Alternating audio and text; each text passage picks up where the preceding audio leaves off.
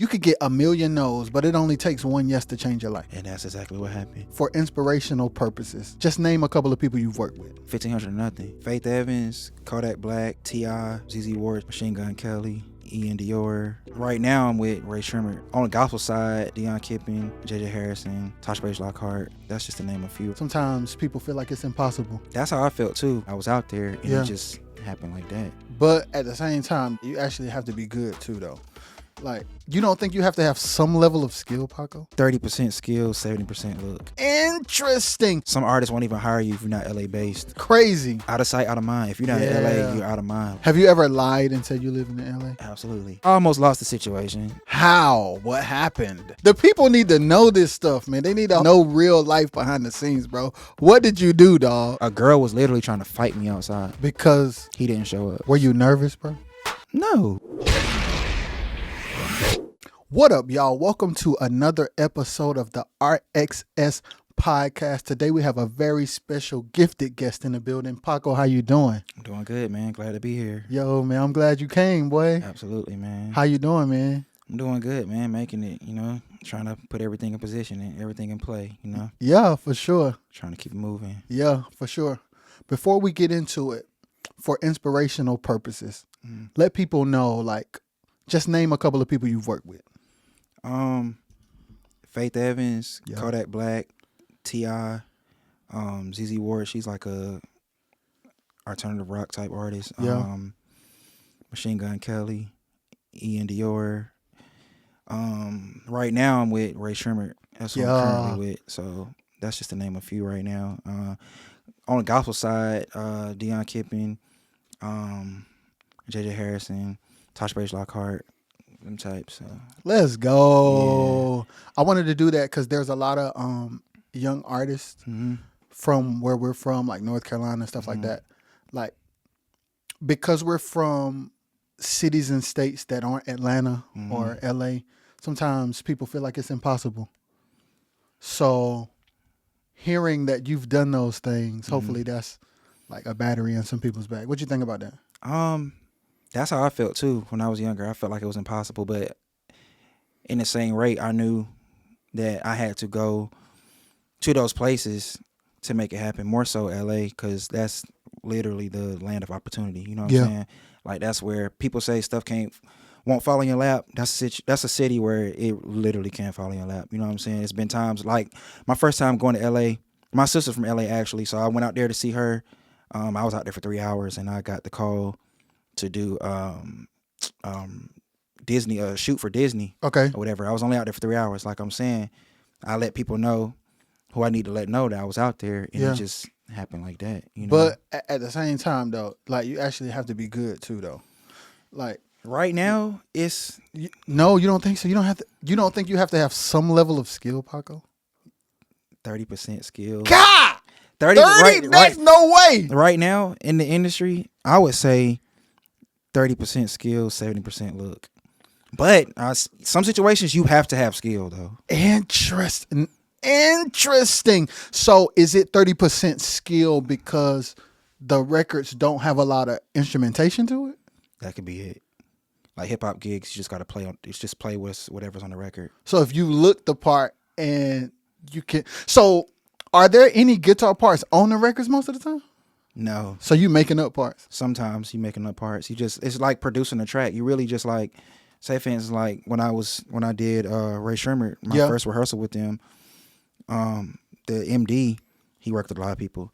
He literally don't put pressure on you. He just reproduce the track. Play what's on the record, but reproduce it. So it's like, if you don't hear guitar, figure out if you make this track and you want to add guitar, what would you play? What would you play on it? You know what I'm saying? It's just literally that. So let's talk about that for a second. Because 9 times out of 10, even in gospel, the guitar parts are not normally there. Right. Like, even if a producer sends the band a reference, there's always key drums, bass, keys. No guitar. It's no guitar. All right. So like, you have to kind of be, as a guitar player, like, you always gotta like write your own parts. Yeah, in most situations. And the thing with me is like whenever I heard guitar, whenever I got gospel tracks, I usually would hear the guitar and it's like I don't know where I'm gonna get in at, on the reference. But I mean, and why not? Why did you not know where to get in at? I'm not gonna say it was busy. It was just already like placed where it was supposed to be at. You know what I'm saying? So it's like I gotta add around it. I gotta make it make sense. Like what can I do to make it make sense? So has it ever been busy? I've had some times where I get tracks and it'll be busy, but I mean, if you know what to do, if you're a mature musician, I feel like you know where to get in, where to get out. Yeah. You know what I'm saying? Yeah. That also matters in the game too, just knowing where to get in and where to get out. Yeah. So let's go back to the beginning because I want to learn how you got to where you are. So where were you born at? I was born in Durham, North Carolina. Okay. Yeah, and my family on my mom's side, strictly music. Like that's all I know when it comes to my mama's side is just music. Like she had headphones on her stomach when she was pregnant with me. So like when I came out, straight on. Like my first toy was a guitar. That's crazy. And a microphone. So my grandpa had me all into it. He passed in 2017. Oh wow. After I just got finished playing with him. Wow. And and that was a crazy moment for me. But so I was always running behind him.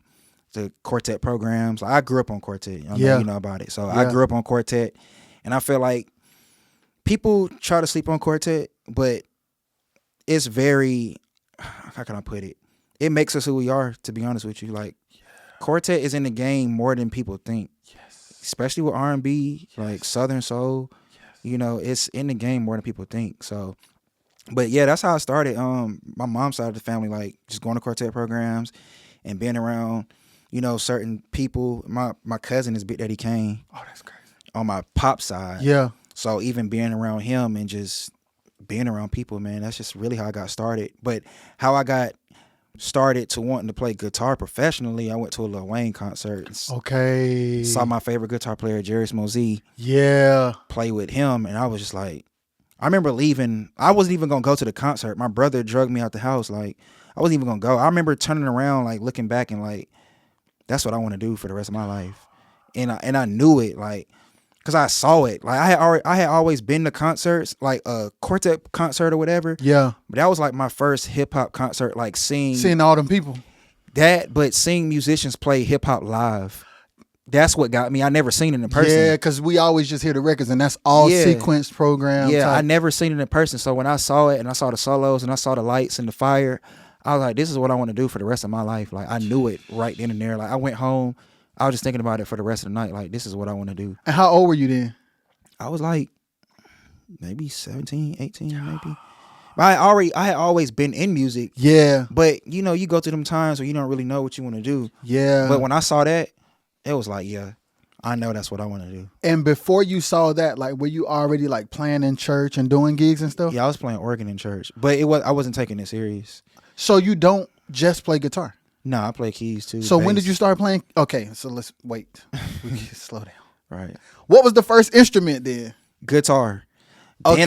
Then I started taking what I knew, like I'd play a chord on the guitar and take it to the keys. And how old were you when you started doing that? I was like 11. Oh, you started early. But yeah, I started going back and forth with it. Yeah. Like I play something on the keys and then take it to the guitar. When I play guitar, people will tell you I like to play chords. I love chords. Like playing with a keyboard player. You want to know every voicing and everything. Yeah, I'm just gonna match with the keyboard player. Like I can do lines, but I love to play chords. That's what I love to do. So that's how I started playing chords. Yeah. Got into that. Like I say, went to the concert. And from there, I just was like, man, this is what I want to do. I was hitting up people on Instagram. Like I hit up Jerry's like, bro, like I was at the concert. You inspired me. It took me years to get cool with those guys. But, yeah, it happened. And that's how I usually built my relationships. Like I hit them on Instagram like, yo, I'll be in LA soon, knowing I wasn't going to be out there no time soon. Oh, but I'd be like, send me your number. I get out there next week. Then send me their number. I'll text them next week and be like, yo, I can't make it. But you have their number already. I got their number. You finessed. See, I used to finesse so many musicians, bro, to get their numbers. And then with that time, until I got out there, I'd be building a relationship with them. You know what I'm saying? Not even put me on a gig. Just like, yo, what's up, bro? Like, what can I do to get where you at? How did you get here? Hit me when you get a chance. I was hitting one dude up so much that he was like, yo, bro, stop hitting me up. You know what I'm saying? But then, you know what's crazy? What was it, 2018? I think it was 2018. I played at a bar. I played at a spot in Hollywood, a known spot to study in Hollywood. I was playing. I knew it was him, but he didn't know it was me. Oh. You know what I'm saying? So he was standing behind my amp the whole time, bro. I'm talking about, we was playing for like this love hip hop artist or something. Yeah. I see him at the bar. I'm like, this is my chance. Like, what up, bro? I'm Paco. I used to hit you up on, email all the time. You told me to start hitting you. He was like, you Paco? He's like, you used to playing the guitar? I'm like, yeah, that's me. He was like, bro, you like that. 2 weeks later, I get home. He hit me like, yo, can you do this show with T.I.? It's like that, bro. Let's go. It was crazy. Like, you just got to play politics. You got to know how to play the game. Yeah. That's what I used to do all the time. I used to just finesse him. So listen, after you went to the concert with Wayne, Mm-hmm. you hitting up people. You still playing organ at church? Well, I think I might have been playing. My fault. I'm tripping. I was playing guitar at Word Overcomers. Okay. But I wasn't playing at this same time as going to the Wayne concert. Yeah, the Wayne concert was in like 2012 or 2013. Okay. So I was playing guitar at Word Overcomers Youth Church. Okay. Every Wednesday. So how did you get on at World Overcomers? Johnny White to play keys and musical director at that church. I've been knowing him before forever because he used to march in the band at Hillside and march in the band at Southern. So that's how we crossed paths. And I know his whole family too. That's dope. So he hit me. It's like, we need a guitar player at One Life. That's what it was called at the time. Okay. Like, we need a guitar player at One Life. I just went over there and I just started taking guitar serious after that because I don't know, it's something about when you get a check off of playing the instrument, you just start taking it serious after that. You know what I'm saying? So when I got my first check for playing there, I was like, all right. How much was the check? It was like, I don't know. I forgot. 75, 100, 150? It might be like 150 or something. Okay, like that's that. pretty good. That's pretty good. It might be like 150, but. Was that the first check you got playing guitar? Yep. Oh, that's crazy. Mm-hmm. So you like, all right. That's the first check I got. That's not the first time I got paid. Yeah, but that was the first check. When I seen a check, like, you getting a check playing. Did you already have a bank account for it? Yeah. Good job. Yeah, I had a bank account. Good job, man. So I was like, I could do this for real. Yeah. You know what I'm saying? But yeah. Yeah. So you playing at World Overcomers. Mm-hmm. At this time, you're hitting people up on IG. Mm-hmm. When is the first time you did anything outside of gospel from that point? That was my first big break on the hip hop side. Yeah. T.I. Okay. In Vegas. For our shows, but the Disney thing was my first big situation where it was like I got paid from Disney and I got paid from the artist. But how did you get the Disney thing? Eric Walls. You know Eric Walls? Let's go. That's my bro. Like I even with him, I met him in 2013. I didn't do the Cars joint till like 2017. So I was building relationships with him too. You know what I'm saying? Just like, that's another North Carolinian. Yeah, he from Durham. Absolutely. Yeah, he went to Hillside and everything. Like that's so crazy. I still talk to him to this day. Like we locked in. So T.I. was my first situation where it was like, okay, you wanna know what's crazy, bro? Yeah. Like they was like, okay, we need you here for the rehearsals this day. I fly out for the rehearsals. We didn't even rehearse, bro. So what you do on the rehearsal days? I had to learn a show from YouTube. It was a show on YouTube or whatever. It was like a 50-minute show. I learned it from that. They was like, it's a show on YouTube. You can learn, do that, pull up. So the time you would have spent rehearsing with them, you just went to the hotel and turned on a YouTube video. Nah, I was chilling the whole time. Like, so did you practice like at the last minute? Yeah, I did. Did you ever play to the video or you just listened to it and then did the gig? Nah, I played to the video. Okay, good job. Like I set the phone up, nice, listened to the guitar parts. And I was shook, ain't gonna cap, because when I got there, it was like, you ever been to Vegas before?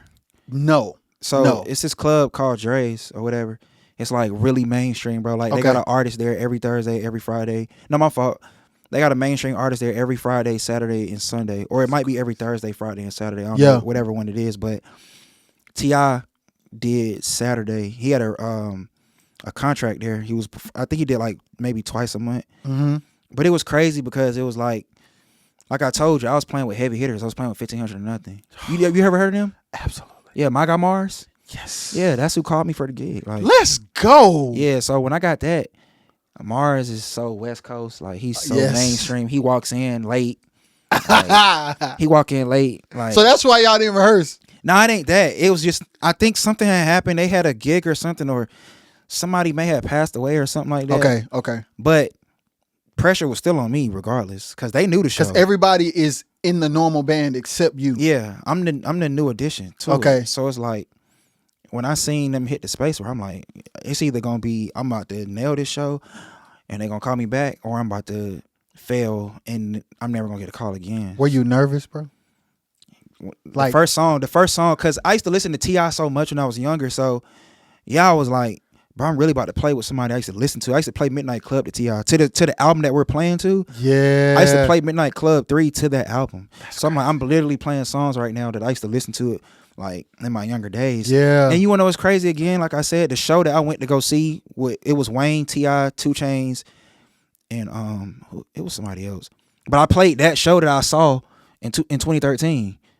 So the show that T.I. did was the same one that you watched. Yeah, so it was like, like I said when I left, I was like, I'm gonna do that. And I ended up playing that show like 5 years later. Bro, that's crazy. Surreal. That's it. It really is. So it's like when we first played the first song, I got kind of nervous. I'm not gonna lie, because the energy was so up there. Like my adrenaline started rushing. Like the crowd, it's like I said, it's a mainstream club, so it's a rooftop club. Like you can literally see the city of Vegas from the stage. Yeah, that's crazy. You know what I'm saying? So I'm looking at that. I'm like, this is too much to handle. Like you got a gang of groupies back here. You know what I'm saying? Like you just got a gang of everything going on. Like celebrities. Michael B. Jordan was in there. Crazy. Corrupt was in there. Crazy. Like it was so many people in there. I'm like, bro, like, dang, this is what I want to do. Yeah. It's like, it's either gonna go good or it's gonna go bad.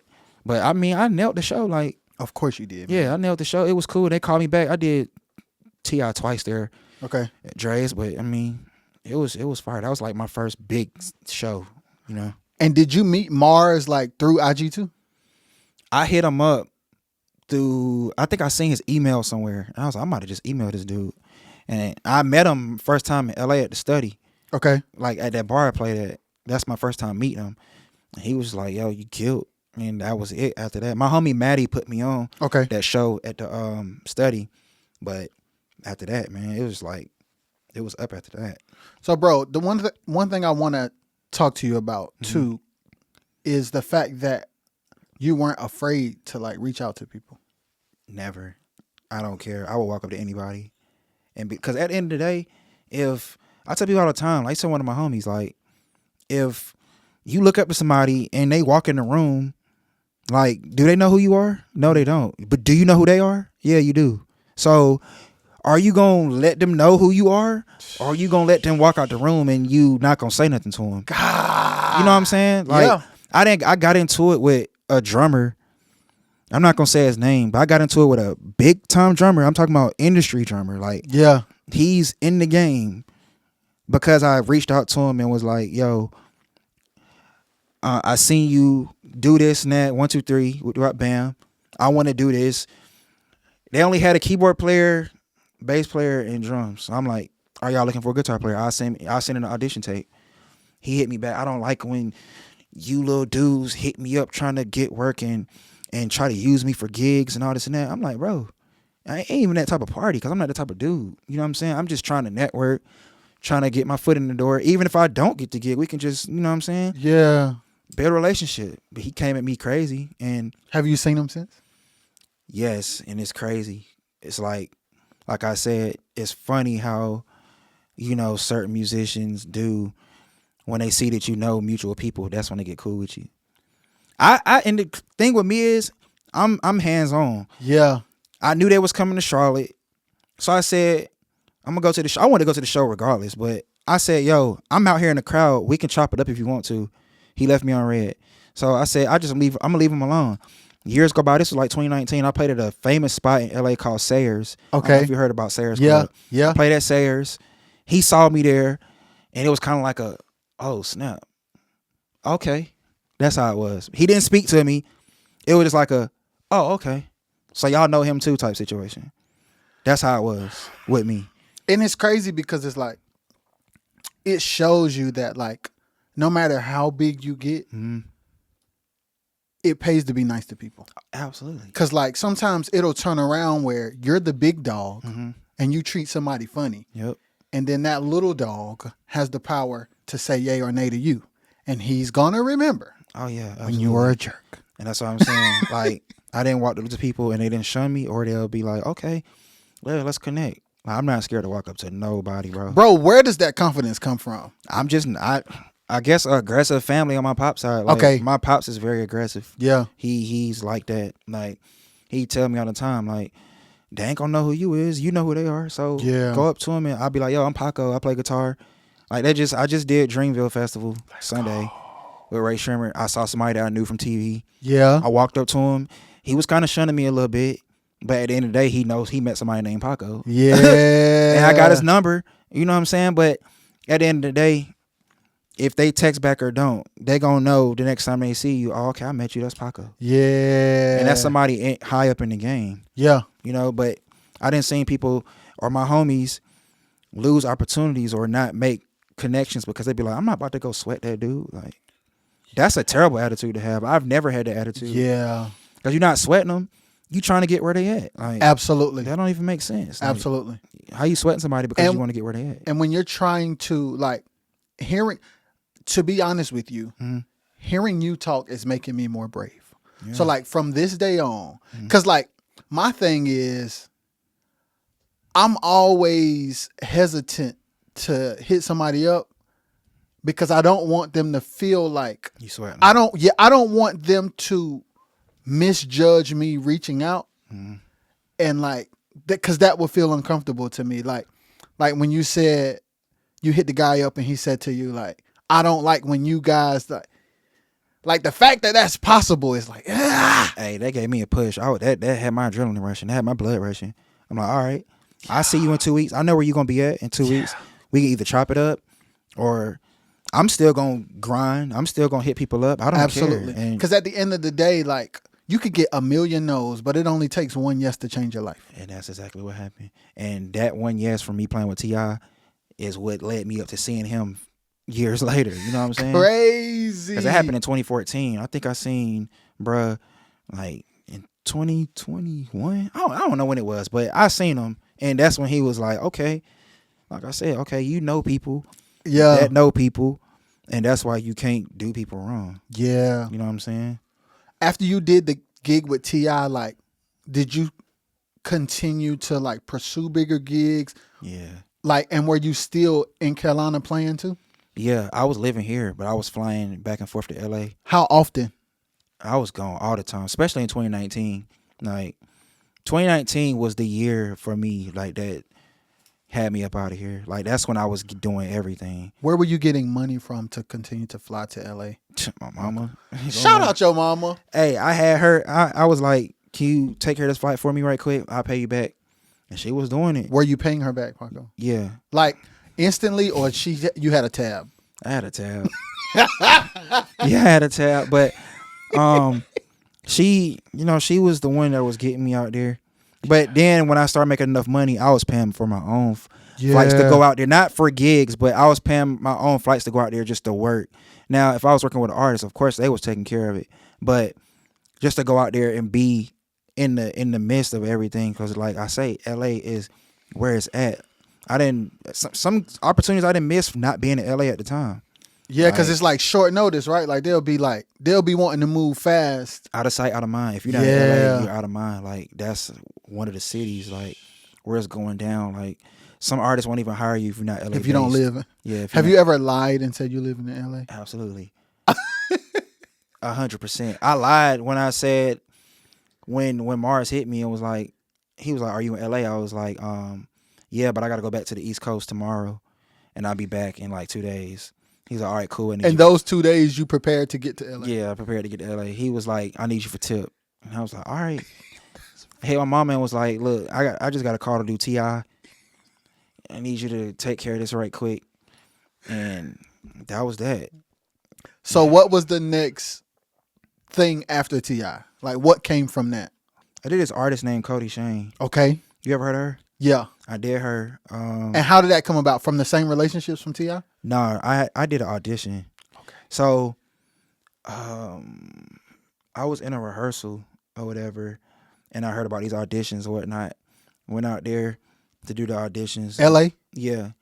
And what I did was, like I said, I pre-prepared for it. Like I went and listened to her music. I went and found one of her live shows.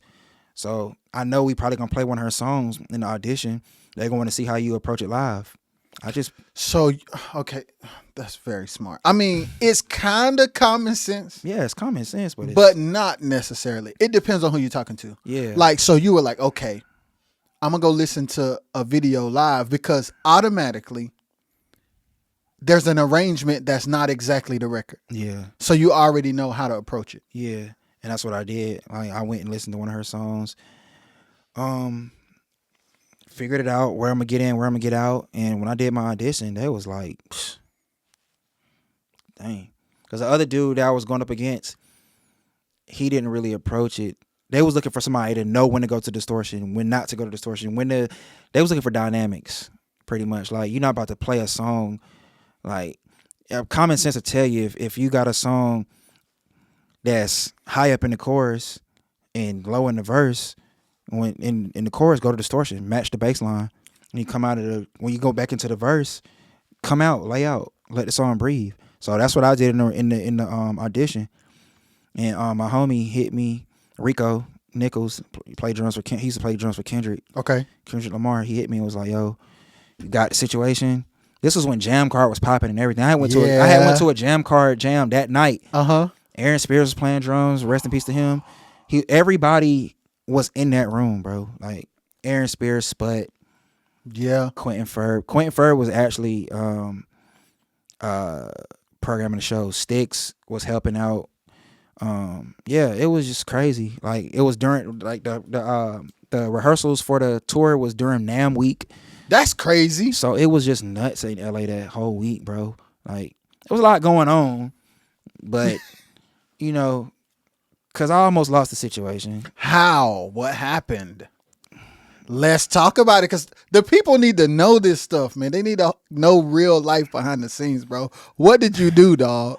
Nah, it wasn't me. Okay. It was just because I'm humble. It was just certain people just started talking a little crazy, and I caught an attitude, and I'm just like, like I say, you live. So, okay, when you say certain people, were these people on the gig? No. Okay, good. No. Great. These were people that was steering the boat.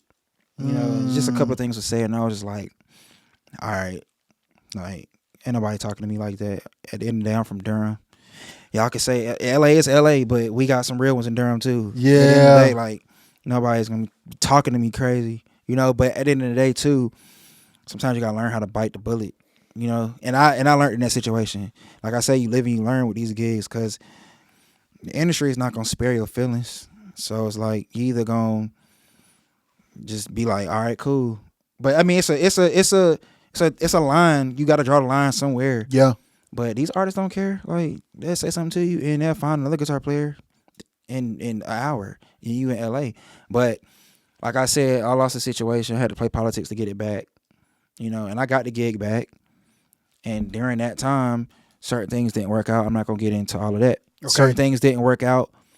Then somebody hit me for Kodak Black to do that gig. So how many dates did you do on that tour before it fell apart? 4 dates. And how many dates were on the itinerary? Like 17. God dang. It's like 17 dates. And you only did 4? Yeah. Were you crushed? No. You didn't care? I ain't gonna say that I didn't care. It's just like, if you're not getting taken care of in certain situations, you gotta do what you gotta do. So from a business perspective, behind the scenes, yeah, the business wasn't. That makes sense. And it wasn't on none of the MD's parts, because I had a conversation with them. I was like, yo, this is the situation. I went about it really good. You talked to the MD? Yeah, I was like, bro, this is what's going on. This is what's not going on. And this is what's about to go on. So this what I'm finna quit. Yeah. AKA. So he was like, so I'm just letting you know. He was like, I understand, bro. Go get your coin type situation. Yeah. It's never been any bad blood between me and him. Okay, so I want to ask you this. What made you decide to walk away and not just stay? And the reason I say that is because you and I both know people who will stay in a situation like that to be seen, even if the business ain't right?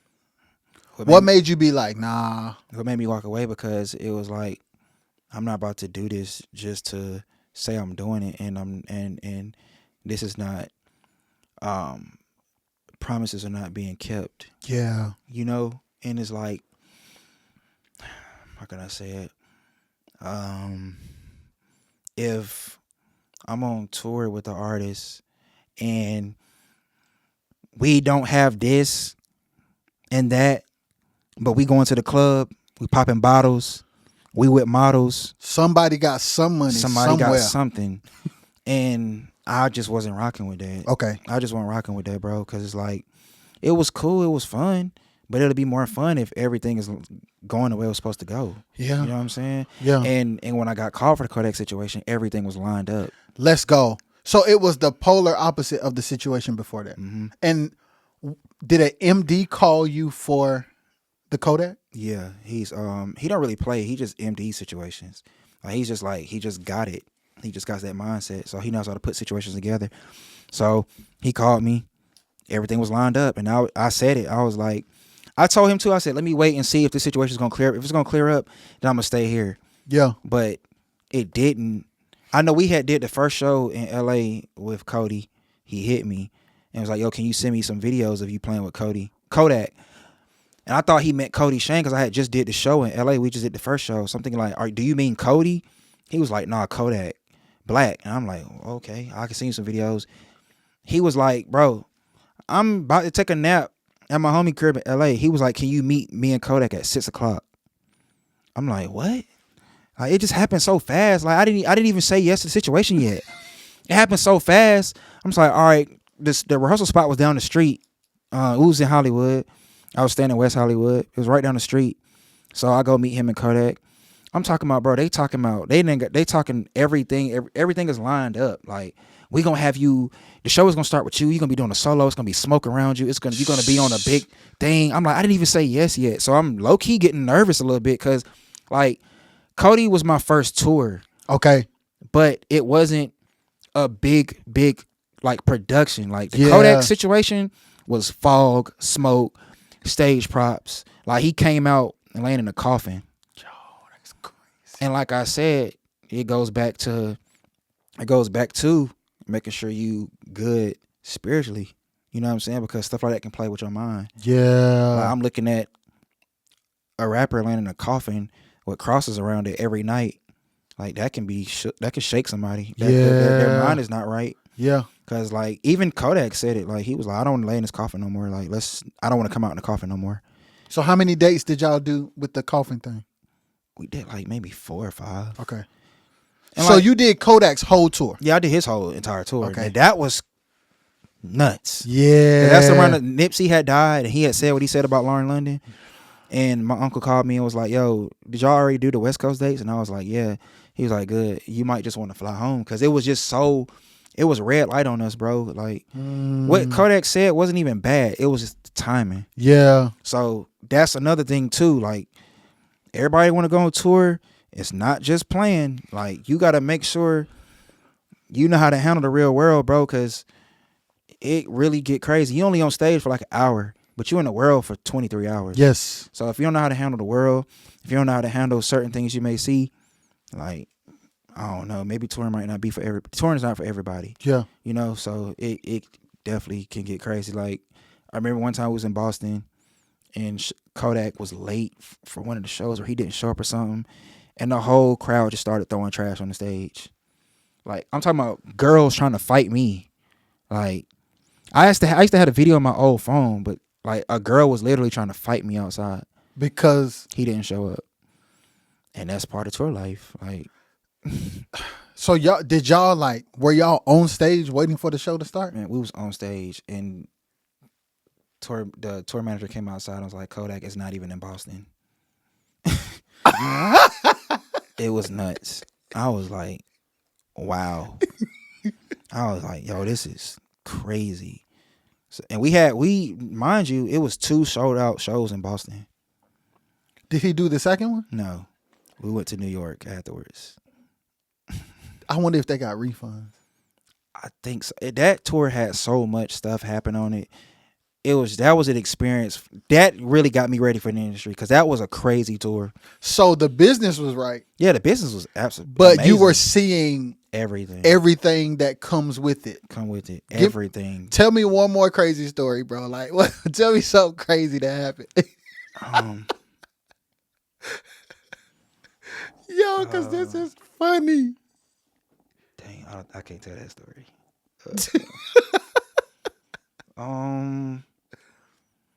The funniest thing I saw was this girl came to the show with her boyfriend. And she left him outside to come backstage with us. And it was raining outside, like pouring down. And he was blowing her phone up. He called her phone like 50 times. And she ignored him? She ignored him. I was like, ain't that your dude calling you? She was like, okay, I'm back here with y'all. That's what I knew. That's when I knew, like, and that's not even the craziest. I can't tell the craziest story, but just know I done seen some stuff. Yeah. I didn't see some. Actually, I do got a crazy one. Okay. They raided his bus. Whoa. Yeah, they raided his bus. The police. Were you on it? No, I wasn't on it. Good. Yeah, I wasn't on the bus, but I'm talking about they tore that bus to pieces. Like, threw everything in the floor. Everything. Shoes, his clothes, the bed bunks. They pulled the cushions out. The whole bus was just done. Like, and they wrote a sign on the door. I forgot what it said, but they was being funny. I was like, that's crazy. So they had no real reason to do it. Nah, it was just because it was Kodak. Like, I don't know what the industry like to mess with him. He's a very smart person. I sat with Kodak and talked to him for like 2 hours. Really? Like, he's very smart. Did he say anything in that 2-hour conversation that sticks with you today? He was just like, people write me out to be this monster. I'm a normal person. Like, he's like, I be seeing all the comments that people make on Instagram, and it's like, and sometimes they be hurting my feelings. Wow. I was like, they got to understand, like, these artists got feelings too. Like, some of them are Kodak is gangster for sure. Yeah. Like, definitely didn't sing some stuff. Like, he jumped off the porch when he was like 9 years old. Like, he'd been in the streets since he was 9, raised himself. You know what I'm saying? So to hear him say that, I was like, dang, this dude got feelings too. Yeah. You think they don't because they got money. But at the end of the day, bro, these artists are looking at these DMs, they looking at these comments, and they saying what people are saying about them. That's why a lot of them do stuff to get it off their mind. You got the whole world talking about you. Shoot, I'll be somewhere drinking too. Yeah. Shoot. So. Yeah, it's crazy. Yeah. So what are some of the pressures you've dealt with as a musician, like as your career continued? Seeing certain things. Mm-hmm. Like seeing people do certain things, and it's easy for me to just do it too. Very, very easy. Like, when you see like top-notch models doing certain stuff, it's easy to just get into it. Yeah. But you got to be smart. And I thank my grandpa for that to this day. Like, don't ever do this, don't ever do that, because if you do it, you're going downhill. Yeah. If he never implanted that in my head, I probably would. Yeah. I probably would have, dipped and dabbed in that. But yeah, I mean, that was like the toughest thing. Like, to me, as a musician, like, dang, it's literally that easy. Yeah. To go down that road. Yeah. Because I mean, the devil come in different ways. He'll come to you as a female, your favorite looking type of female, or he'll come to you as, luxury or whatever. And it's you. If you're not strong, yeah, you gonna go. Cause I mean, look what's in front of you. Like, it's so easy. Like, it's harder to say no when it's in front of you. Yeah, it's very hard. But if you're strong, like, you good. I done been out there. I did a Kodak tour by myself.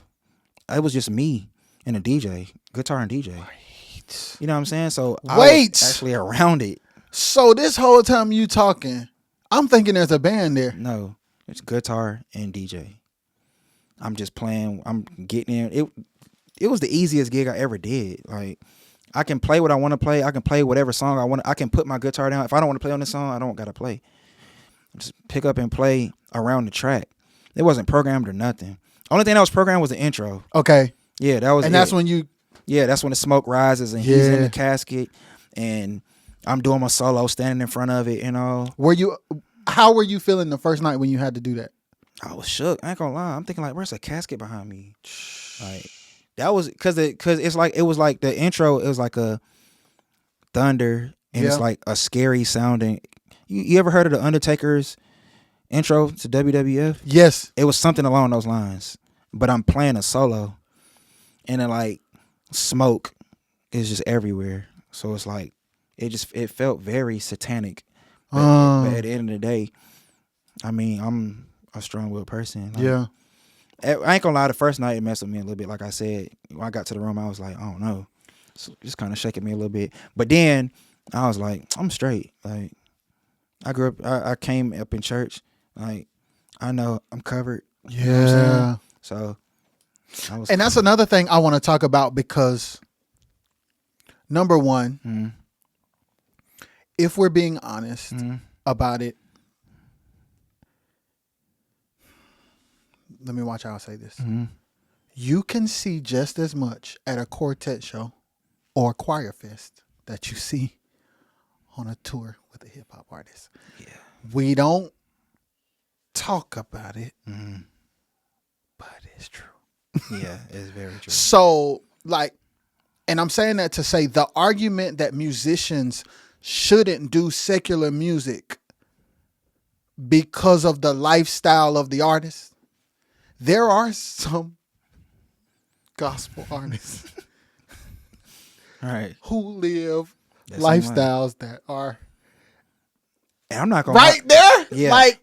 Like I'm not gonna lie. I haven't seen that side of gospel because I never went that deep in gospel. True. That makes sense. Yeah, I have. So that makes perfect sense. Yeah, like I say, I've done a couple of dates with a few, but I never did a gospel tour.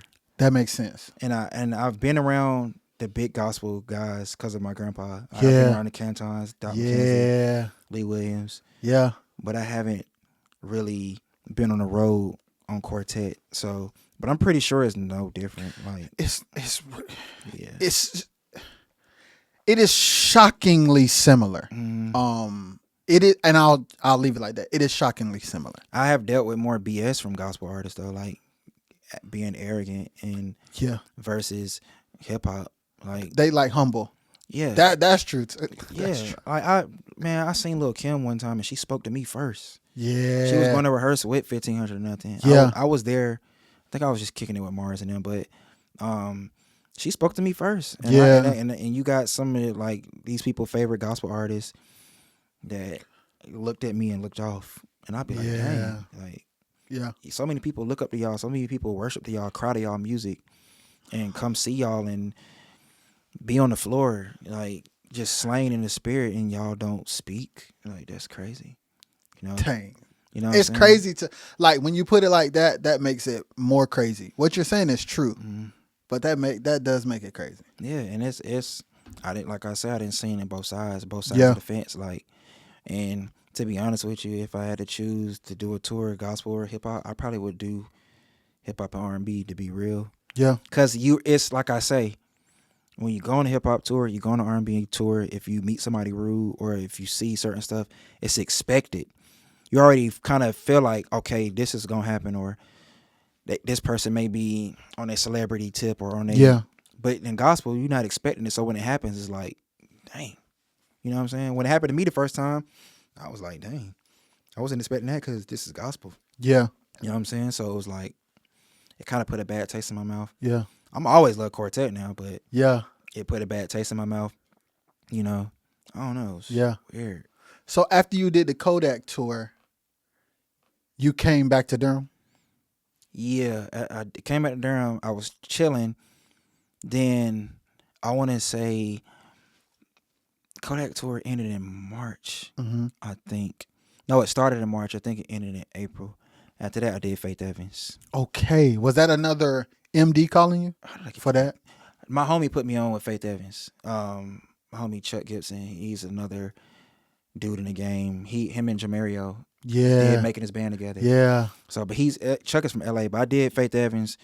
That was all of 2019. Like I say, 2019 was lit from January to December, literally. Like, I did Cody, I did Kodak, I did Faith Evans. I was filling in for Eric at West Angeles. Oh, wait.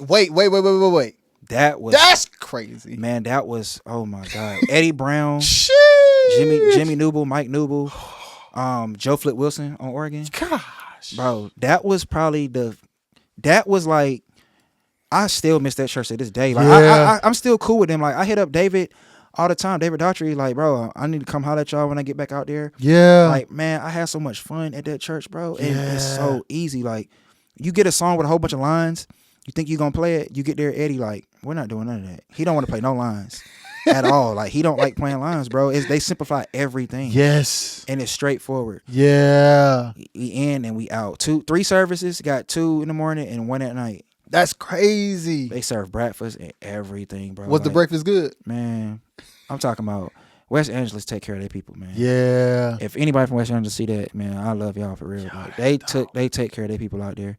But yeah, I did Faith Evans. At the same time as doing West Angeles, you said? Yeah. Mm-hmm. And what were some of the differences between like Faith and Kodak behind the scenes? Faith is more chill backstage because it's R&B. Yeah. You know, it's not like the young cats and everybody want to be turned up. And Faith is, I got to do her next month, actually. Okay. I got to go back out with her in next month. We rehearsed like 2 weeks. Okay. But yeah, it's a big difference. Like, playing R&B, I love it. Like, because you playing straight hits. And again, I used to listen to Faith Evans when I was a kid. So when I played with her, it was more fun than anything I had done since. Yeah, up until that point. Yeah, it was funner than Kodak. It was lit, bro. Like, playing with her was lit. We did 3 dates. It was Tweet, us, then Jill Scott. That was the most fun weekend, bro. I swear. We did Houston, Dallas, and Fort Worth. And bro. you watching these other bands too. I know they killing. Man, Jill Scott squad killed so hard, bro. Oh my God. They killed so hard. I was like, and what I like about R&B is most of the cats that's playing these R&B gigs, they've been with the artist for years. So they already know like the breakdowns and they like if the artist is talking, the band just back there playing whatever they playing. Like, I love stuff like that. Yeah. I love a show. Like, I love a show, parts, everything. That's what I learned from Sean Carrington, watching him. Like, parts. He was playing with Jill Scott before he passed. Yeah. Like, that's what I love. I love a show. And watching her, she really put on a show. Like, she took her shoes off. Jill Scott has a big carpet that she has on her, that she does. She lays on the stage. She takes her shoes off. Yeah. And she just stands there and just kills, bro. I was like, that was my first time seeing her live. Yeah. I was like, she is really working this crowd. Yeah. Like, she was going crazy. Tweet killed too. Yeah. Like, Tweet killed. She went up before us. But yeah, that was an experience, man. That was crazy. Yeah. Yeah, I had a lot of fun with Faith. Looking forward to doing her again. And I'm sure it's different too, because most times, especially when you talk about somebody like Faith, y'all playing. Like, when you do hip hop, it's a couple of synthesizer loops, a 808, a trap snare, some rolling hi-hats, and then that's it. But like somebody like Faith, number one, the records are already like driven by musicianship, and then the live arrangements like magnify that. And think about this: Stevie J was doing the gig too, because you know they married or whatever. So he was playing guitar with me. So that's crazy. So Stevie J produced half of these records. Yeah, you know what I'm saying. So he like the pressure was really there. Like, I remember one time we was doing what's that song? I remember. Yes. I was playing around in the sound check or whatever, and I was just doodling around. She was like, "What you do right there?" She was like, "That's not in the song." She was playing with me, but she was low key thinking I was gonna do it on the show. Yeah. I was like, this woman know her music. That's another thing too. When you playing with artists that know their music, you can't get away with nothing. Yeah. You can't get away with nothing.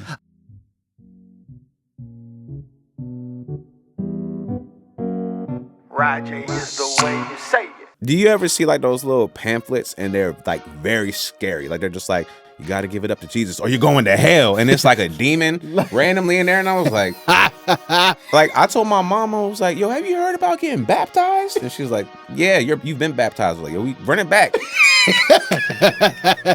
My dad, we had this moment where he like we linked up, and this ain't no like secret. I have a song about it. Called Okay. Conversation on the Parking Lot. It's on all streaming platforms. Let's go. But okay. he was like, so here's all the bills that you didn't know about, your cell phone stuff, like health insurance. And he was just like, sorry about that, player. I'm not against responsibility, but I feel like maybe you could wean somebody into. That's not just like, hey, yo, I'm about to hit him with this today. Like, he was like, yeah, by the way, me and your mom getting a divorce. I'm like, Also, I don't think you're my kid.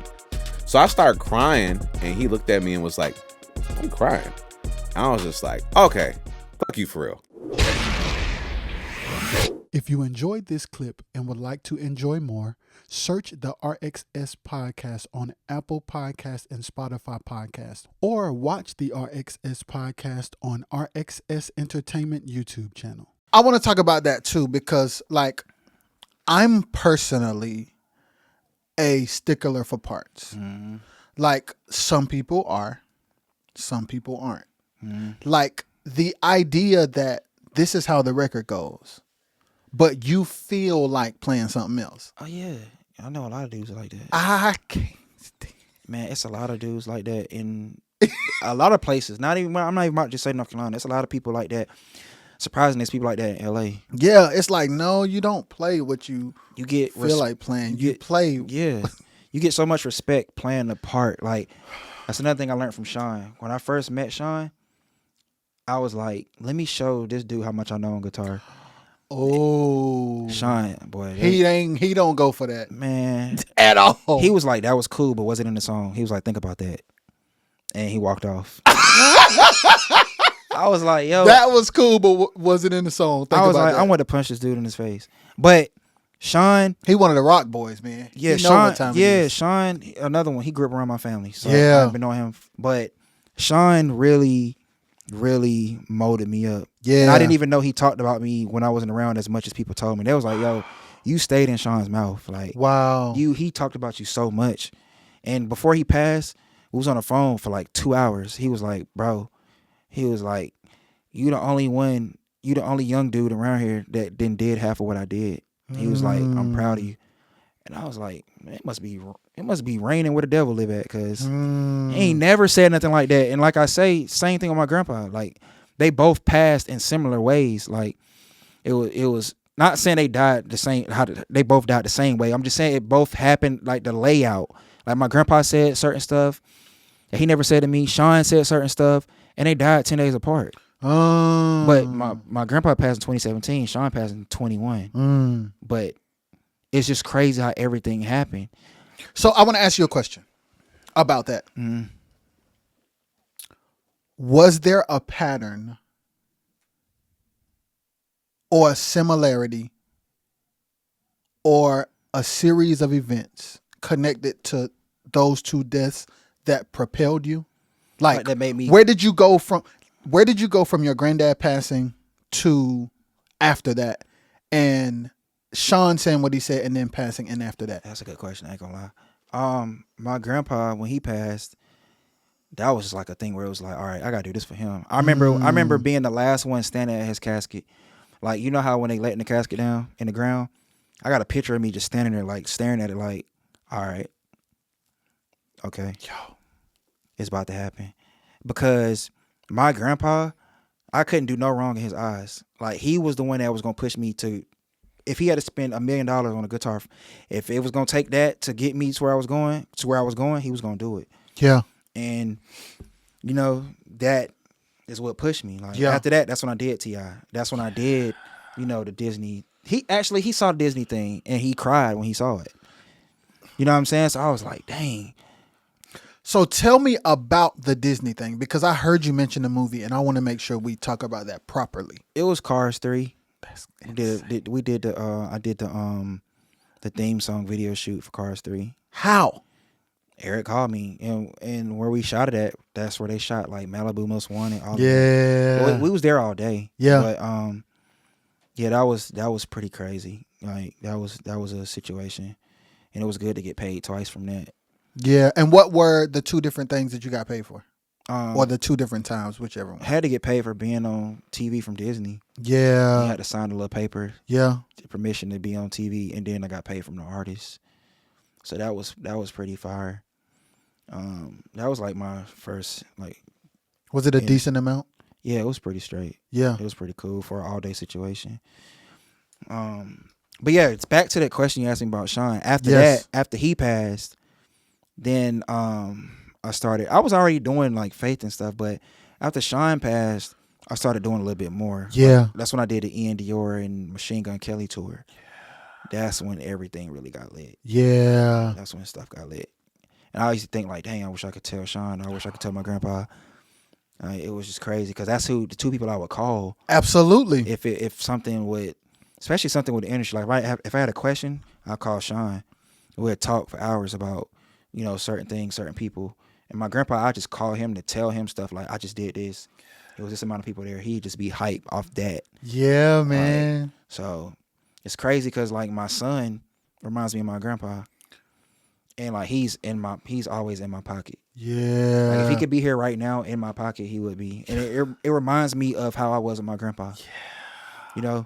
So it's really crazy, like how everything just lined up, how everything happened. Yeah. Cause I just got back from Africa.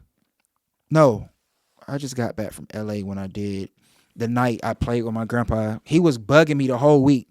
I want you to play this revival with me. I was like, I don't know if I can do it. Like, cause I got this lined up. And he was like, I really want you to play. Like, if you can just come play, it'll be good. I'm like, man, I don't really want to do it. Cause I done did it so many times. I'm just like, man, I ain't really trying to do it. I know how it's going to go. Then I was like, all right, I'll do it. I was rehearsing with Todd Galbraith. I got out at rehearsal. I was like, me and Twan, my cousin Twan, Twan Timmons. I was like, we can come do it. He got so excited. He was like, man, I'm so happy to hear that. I'm going to tell the guys we got the full band tonight. Then we go there. Like, I remember going to get something to eat. I was at the mall. I got in the days for like 10 minutes. No, I ain't gonna say 10 minutes. That's a little too much. I probably got in the days for like 2 minutes. Mm-hmm. Something just hit me, was like, something don't feel right. Like, something just feel weird. Like, I'm like, something feels off about today. I didn't know what it was.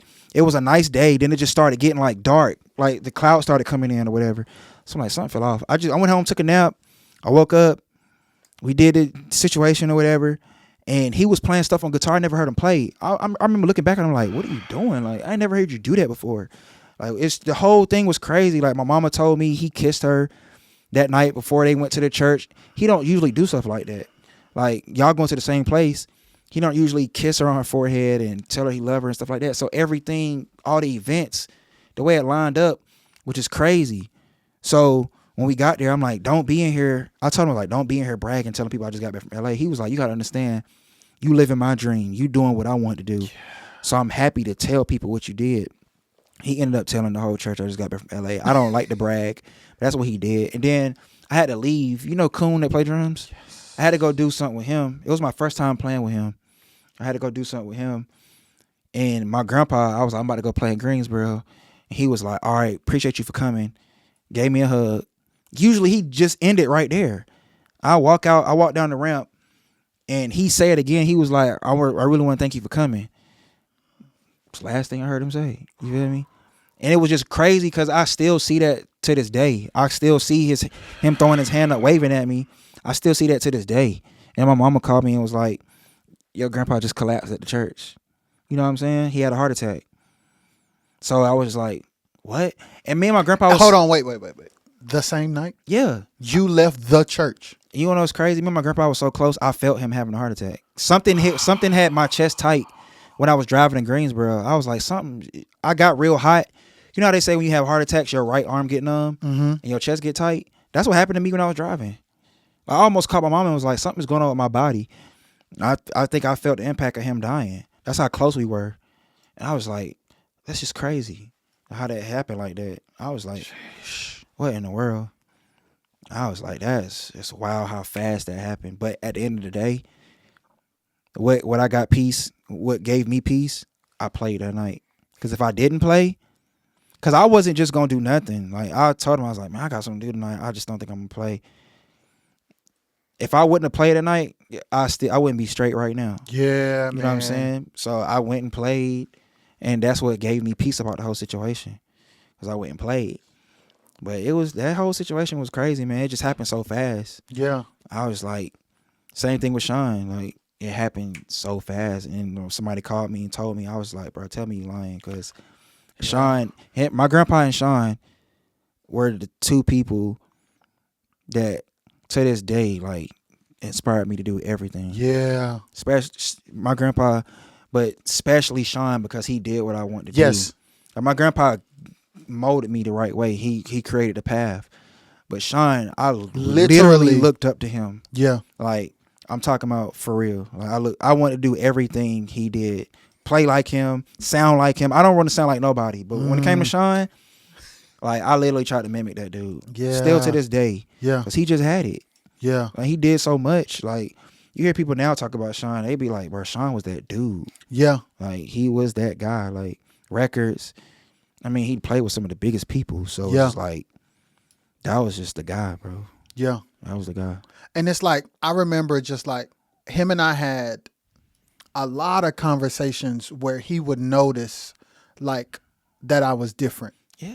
And it's like Sean could always tell when people were cut from a different cloth. Because he was cut from a different cloth. Yes. Sean had my back when I wasn't around, and I will forever respect him behind that. Like, somebody was talking about me behind my back, and you know these guys probably, but I was trying to get help from them. They weren't trying to help me. Then I started creating my own path, and they was out here telling people I was cocky and that I thought I was all of that.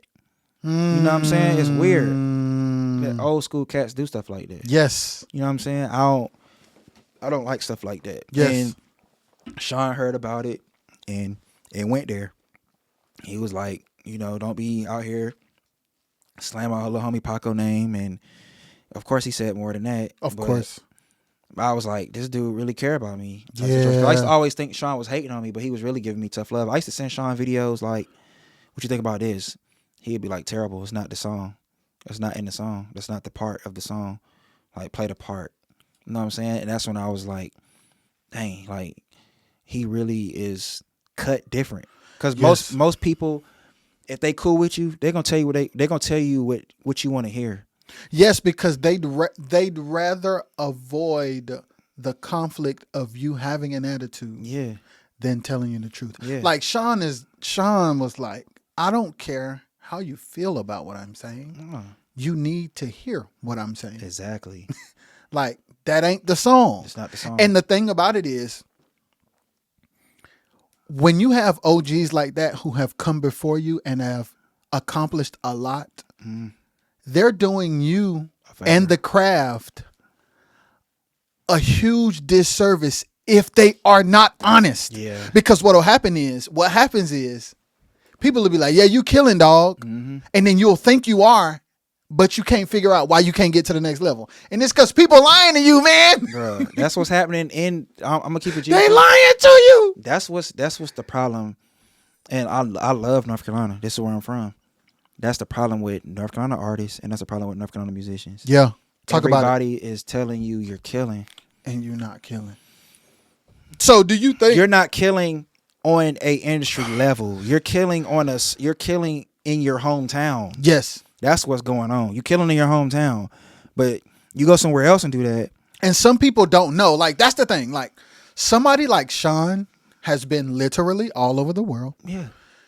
Playing with people who told him, nah, that ain't gonna cut it. It ain't gonna cut it. So to the defense of artists and musicians from around here, you can't do better if you don't know better. You can't. But the conflict is when everybody say they want to be great, but then they just approach it all very low level. Yeah. That is the friction for me. Like, okay, if you want to be great, study the greats. Like, there comes a time when you're going to be accepted here as if you're doing great, but you have to understand these people ain't seen much. Yeah, they haven't seen much. They have not seen much. So, like, you have to push past. And Sean was one of those people that make you, like, see past where you are. Like, Buddy telling you killing, but he ain't never did nothing but that. Yeah, and that's what happened with me when I first started playing around Sean. He was like, you killing, but it's not in the song. I used to be like, man, this nigga hating on me. Yeah. Like, but he wasn't He was literally helping me, bro. And that's another thing that I done got into it with musicians or artists. Like, if I've went off and did something, say for instance I may say something or I'll post a status or something, I'm not being cocky. I'm telling you what I've seen. Yeah. Like, I'm telling you what I know. I'm not saying something that I think I know. Yeah. I'm saying something because I've seen it happen. Like, it's a lot of artists in this area, they really think that they got it. I am not gonna lie to you. Like, and the thing about it is they're very talented. Some of these artists can put on a show, but like, if you've really seen it, it's like it looks like a circus. You know what I'm saying? And I'm not sitting here trying to slay nobody, but I'm just telling you from my experience, I've seen the real, and you think you're doing the real. Same thing Sean would say, like, that's not what it is. Like, I've seen musicians play all over a song, like it comes time to do the bridge, or say for instance we playing Yearning, the bridge to Yearning's coming up. You've been playing licks the whole song. When it's time to come to the bridge, you don't know it. Or we playing Footsteps in the Dark. You playing all this other stuff, and we come to the key change and you don't know it. Like, that's embarrassing. Like, learn songs, study shows. I don't study sheds. I've never went to YouTube and studied sheds. Like, I always study shows. Like, I'll go watch shows, bro. Like, I'll type in Mary J. Blige live, or I'll type in Usher live and just watch to see how they approach the music. That's when you know you are studying your craft the right way. Like, you can do runs and sing all day, but if you don't know how to attack a song, this is the thing with me, bro. And I learned this from Sean. I learned this from Showcase too. You know Darnell? Absolutely. Bro, I've seen somebody solo play 1,000,000 licks, and I'd be sitting there like, you don't feel nothing. I don't feel nothing. But I've seen Sean play a line. I've seen Showcase play one line. I've seen Jubu Smith play one line.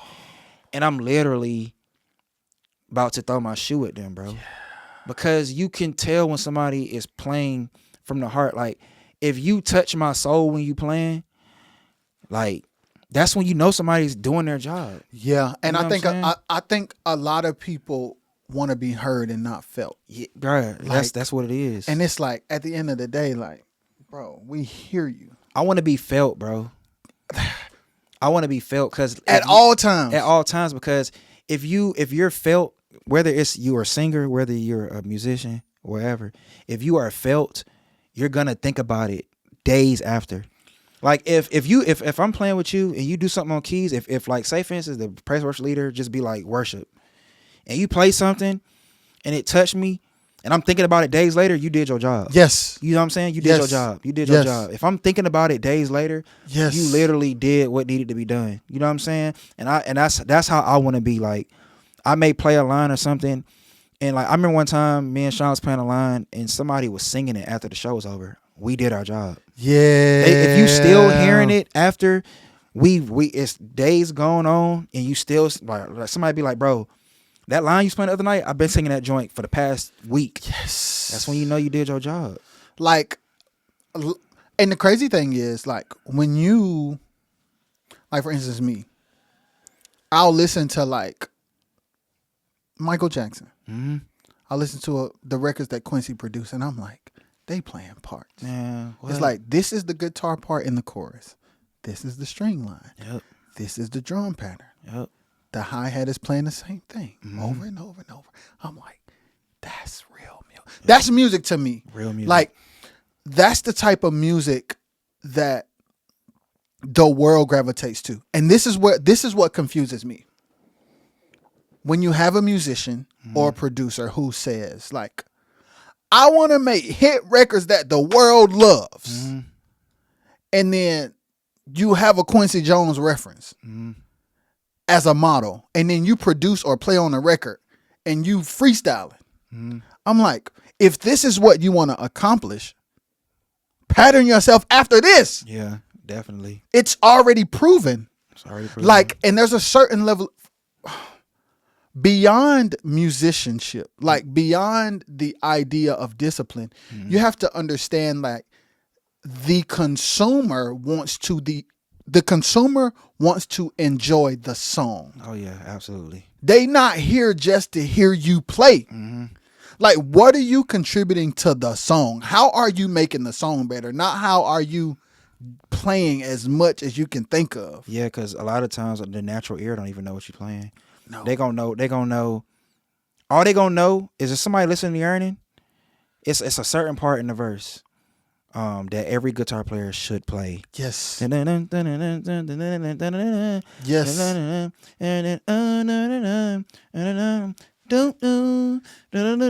If they don't play that part, then I know you don't know the song. I know you don't study parts if you don't play that part. Yeah. I know you don't. It's like you have to play that part. If you don't play nothing else but the intro and that one part, you good with me. Absolutely. Like, you have to play that part, bro. Yeah. Like, you just got to play it, because somebody in the crowd who knows that song, the natural ear gonna be like, somebody gonna be in the crowd like, don't. Yes. They gonna be like, if they don't play it, they gonna be like, bro, what? But musicians, somebody that don't know the song, if he playing whatever he want to play, they gonna be like, oh, that nigga kill him. He killing, bro. But somebody that knows the song, Yeah. somebody like me, Sean, somebody like Yes. Showcase, they ain't playing the song. Yeah. You know what I'm saying? And if you tell them about it, they get mad. They're going to get mad. But at the end of the day, we're trying to help you. I've seen musicians get gigs off of parts. Like, I'm talking about big gigs, bro. Like, big gigs, like, off of parts. Because, of course, you got to know how to play and to be in on certain gigs. But it's not like you got to be a snarky puppy type musician. You don't. Like, you don't have to be that, but You don't. of course you have to know how to, you got to have your industry licks, Yeah. which is commercial licks. Like, every guitar player should have their industry licks, or Yeah. bass player or keyboard player or whatever. Especially guitar players though, because you're gonna have to solo. Yeah. Even with me, I still work on my industry licks, because it's certain things that artists look for. They want you to bend the string a certain way. Yeah. Or they want you to, just look a certain way. Like me, I'm gonna be honest with you, I'm still working on my stage presence. Like, I'm gonna move, I'm gonna rock, I'm gonna look cool. But I think me and Sean was similar. Like, Sean hated going to the front. Yeah. He hated stepping out. I hate stepping out. Yeah. Like, I've had artists tell me, get on your knees and Oh yeah, they want you to really. swing your dreads. Like, I just never been that person. Like, Yeah. I just always, I'm cool when it comes to guitar. I'm cool with just standing in the background playing. If I solo in my spot, I'm cool right there. But 9 times out of 10, if the spotlight is on me, I'd be like, dang. Like, I don't really like the solo. I do it. Like, I tell a story with my solos, and if I do solo, I don't want to be introduced. I just want to hit them with it. I don't want them to be like, ladies and gentlemen, Paco. Like, I don't like that. Why not, man? Because it's like everybody is just like, okay. I don't like that. I just like to come out. Yeah. And people be like, okay, the guitar player is going in, because I feel like if they just, ladies and gentlemen, we got Paco on guitar.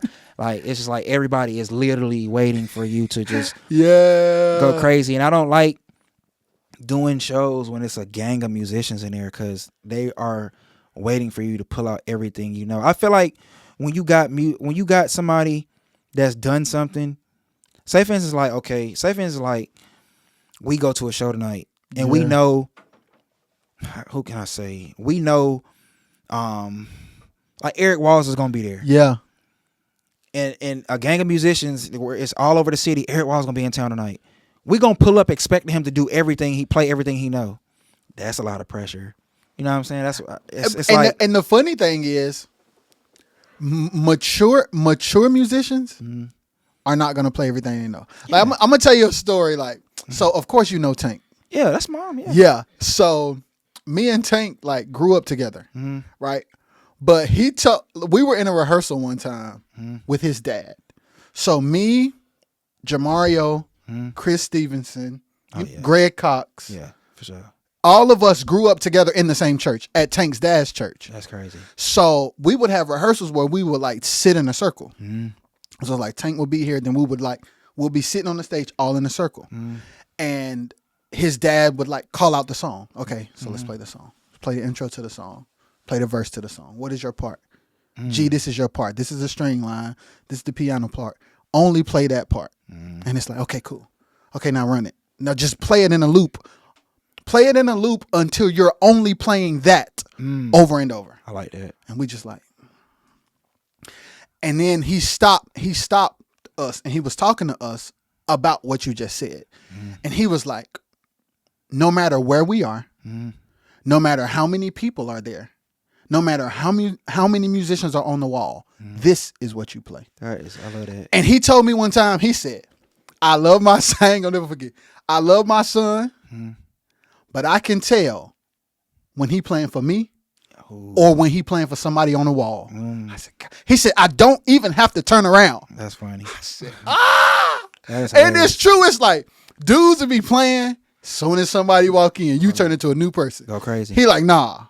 Because at the end of the day, from a business perspective, they ain't paying you. They're not paying you. They're not paying you. That's crazy. Like I remember we was somewhere with JJ Harrison, and it was a gang of musicians behind me, and I did not play one lick. They was waiting on it.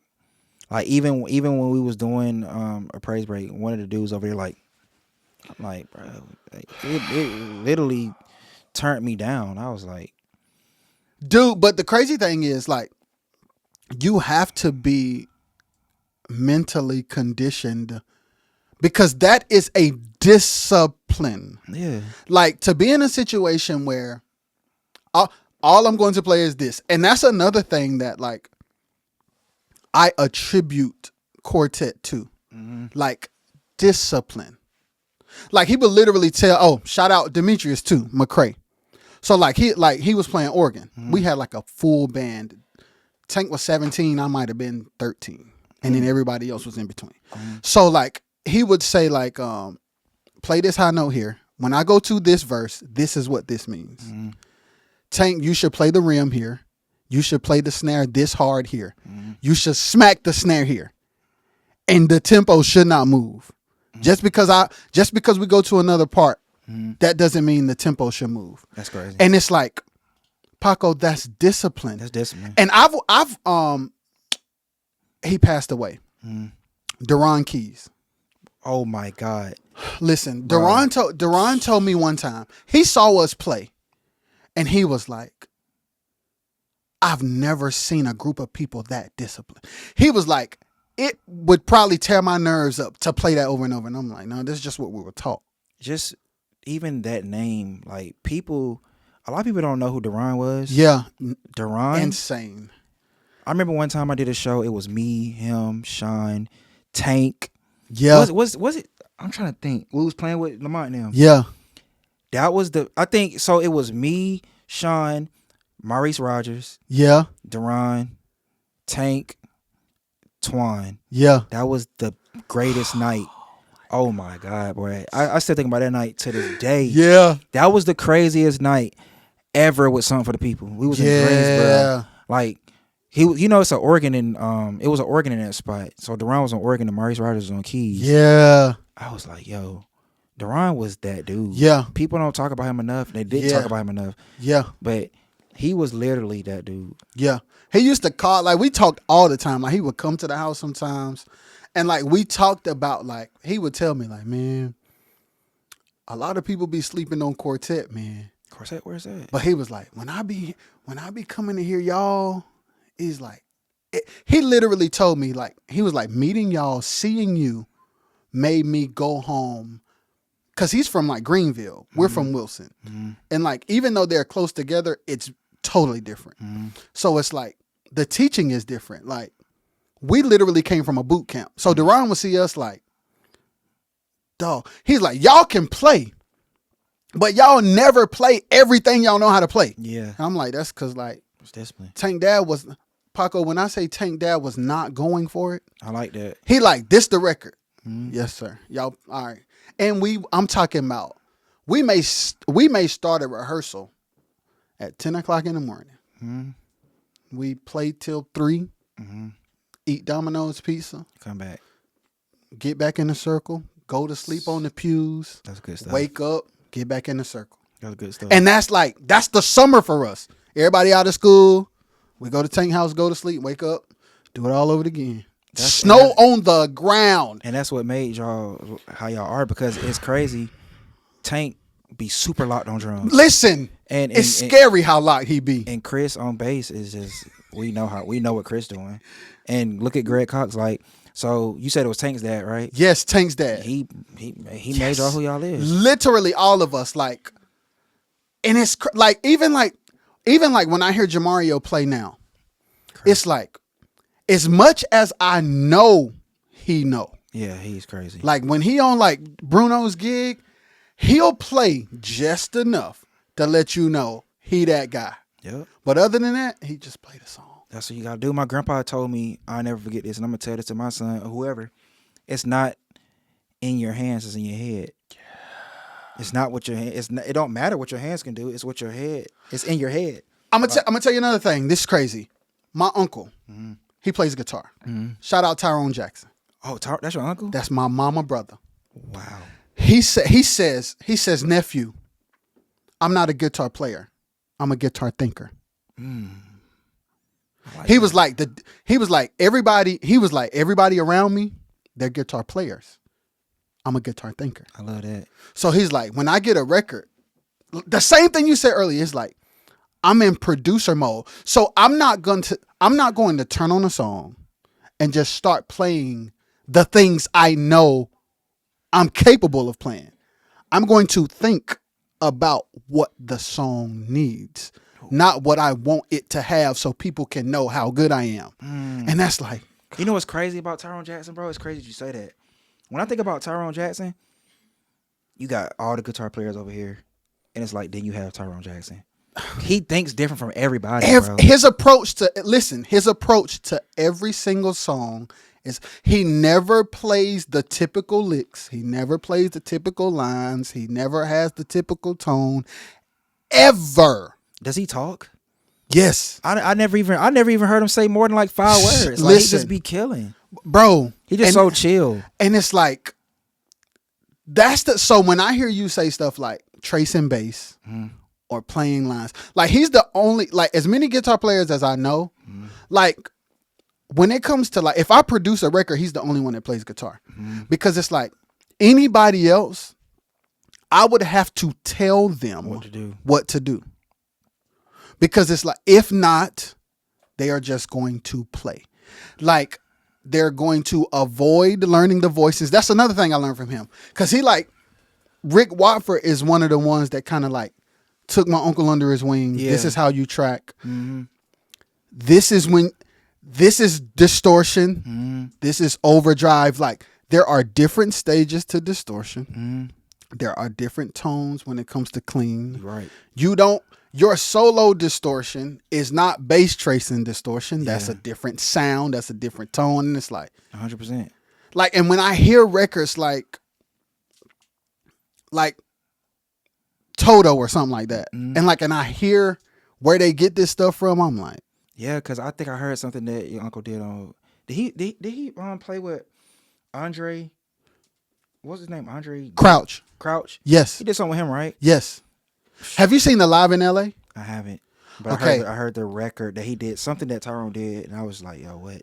It's insane. Yeah. Like, it's different. He has it. He just knows what to do. And like I say, I put him in his own category. Yeah. When it comes to thinking. Yeah. Like, he's just so session. I seen him do a session before. He was playing with Ruth Leontra. Yes. It was at my church on the river. Did you listen to it after they were done? Like the final? I don't No, remember. You need to. That's whenever I'm like, you know what? This is the honest to God truth, I got to tell it. Whenever I'm sick of hearing music where everybody's just playing anything, I just like, I'm going to put on Ruth. Yeah. Because it's like, everything is placed. Everything was placed. Justin Savage was on keys. Right? Yeah. That was a squad. Everything has a purpose. Yeah, that was a squad. Every lick, every note, the background vocals match the chords on the keyboard. That was a good listen. The guitar matches the chords on the key. It's like, I've heard records where literally it'll be a chord in the song. Where the guitar plays one thing, the keyboard plays one thing, the singer sing another, all on the same bass note. Boom. I'm like, God almighty. And like, when you say, this is why people like Sean Carrington are important. Because it's like, no, that ain't it. And the crazy thing is, when you come from where we come from, when enough people say that that record is good, the people who contributed to that record, you can't tell them nothing. Even though all three of them chords is different. And it's like, so I've gotten to the place now where, as frustrating as it gets sometimes, and as lonely as it is sometimes, I separate myself from that. Because it's like, I can't have that kind of conversation with certain people. You're not going to understand. It's like, even though I really want to, and even though it would really, really help, I've gotten to a place now, it's like, I just need to separate myself, build, and then go from there.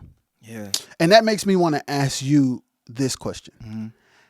After doing everything that you've done and playing with different artists that you've played with, have you ever tried to come home to an artist or your homies and like try to bring some of that back home and it didn't work? Man, what? Plenty of times, bro. Yeah. And I done fell out with homies about stuff like that. Like, one of my homies,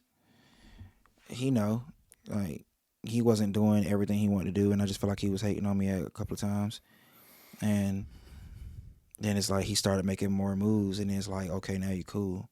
I used to tell him all the time, like, bro, this is what I saw. This is what we need to do. Yeah. And he just wasn't rocking with it at one point. And it's like, it happens all the time. Like, is he older than you? Nah, okay. He's not older than me. But he, it's been plenty of times, like, I'll come to a rehearsal, I suggest something, and it's like, or I'll come back and say something, I have a conversation with somebody, and it's, Paco think he all that, and he think he know everything, and I just be like, bro, I'm literally telling y'all what I saw. I'm literally telling y'all, like, what I've seen, what I know, like, what I've heard. Like, bro, I'm gonna keep it G with you. The best thing I did is the best thing I've ever experienced it had nothing to do with me playing on stage. Okay. I sat in the Kendrick Lamar rehearsal and listened to their tour and listened to them rehearse for a tour. For what tour was it? It was the last tour Kendrick, I forgot what, the Big Steppers tour. Okay. I sat on that couch, bro. Tony Russell on bass, Rob Garinger on guitar, Rico on drums, Stephen Friedman on keys. Bro, when I tell you they sounded exactly like the record, bro. I sat on the couch, I closed my eyes. It sounded like I was listening to the album without them playing. That's how much they sound like the record, bro. That's the best thing I ever experienced in my life. Like, listening to them rehearse. And just like Kendrick's voice, like they was playing to the because Kendrick wasn't there yet. So of course they put his vocals in the stems. So I'm like, just to know that this is Kendrick and how much great music Kendrick makes, and to hear them attacking the music exactly how it goes, that's the best thing I've ever experienced in my life. Like, and I know these dudes, but just to see how they work and to see how good it sounded and to know, like, this is all it takes to have a good show. But then you go back to You try to come back to the crib and you get that going, and it's like, dude, what are you talking about? Yeah. No, we want to do it like this. We want to rehearse for 2 hours. We want to have a rehearsal for an hour and a half or 2 hours, and then we're gonna have a show just like Beyonce's. We want to do these big intros, and if y'all don't know it, we looking back at you. We rehearsed the intro twice. Yeah. It's not making sense. Like, I've been in rehearsals where we rehearse one song for one day. Yes, sir. You know what I'm saying? And that's what I like. Like, my grandpa was big on rehearsals. He loved to rehearse. When I was younger, I used to hate it. But when I started really rehearsing with these artists, like, we on one song for one day or we on 2 songs for one day, like, you gotta rehearse, bro. You gotta. That's why I used to always tell people, like, y'all want these big shows, y'all want these intros, these hits and all this and that.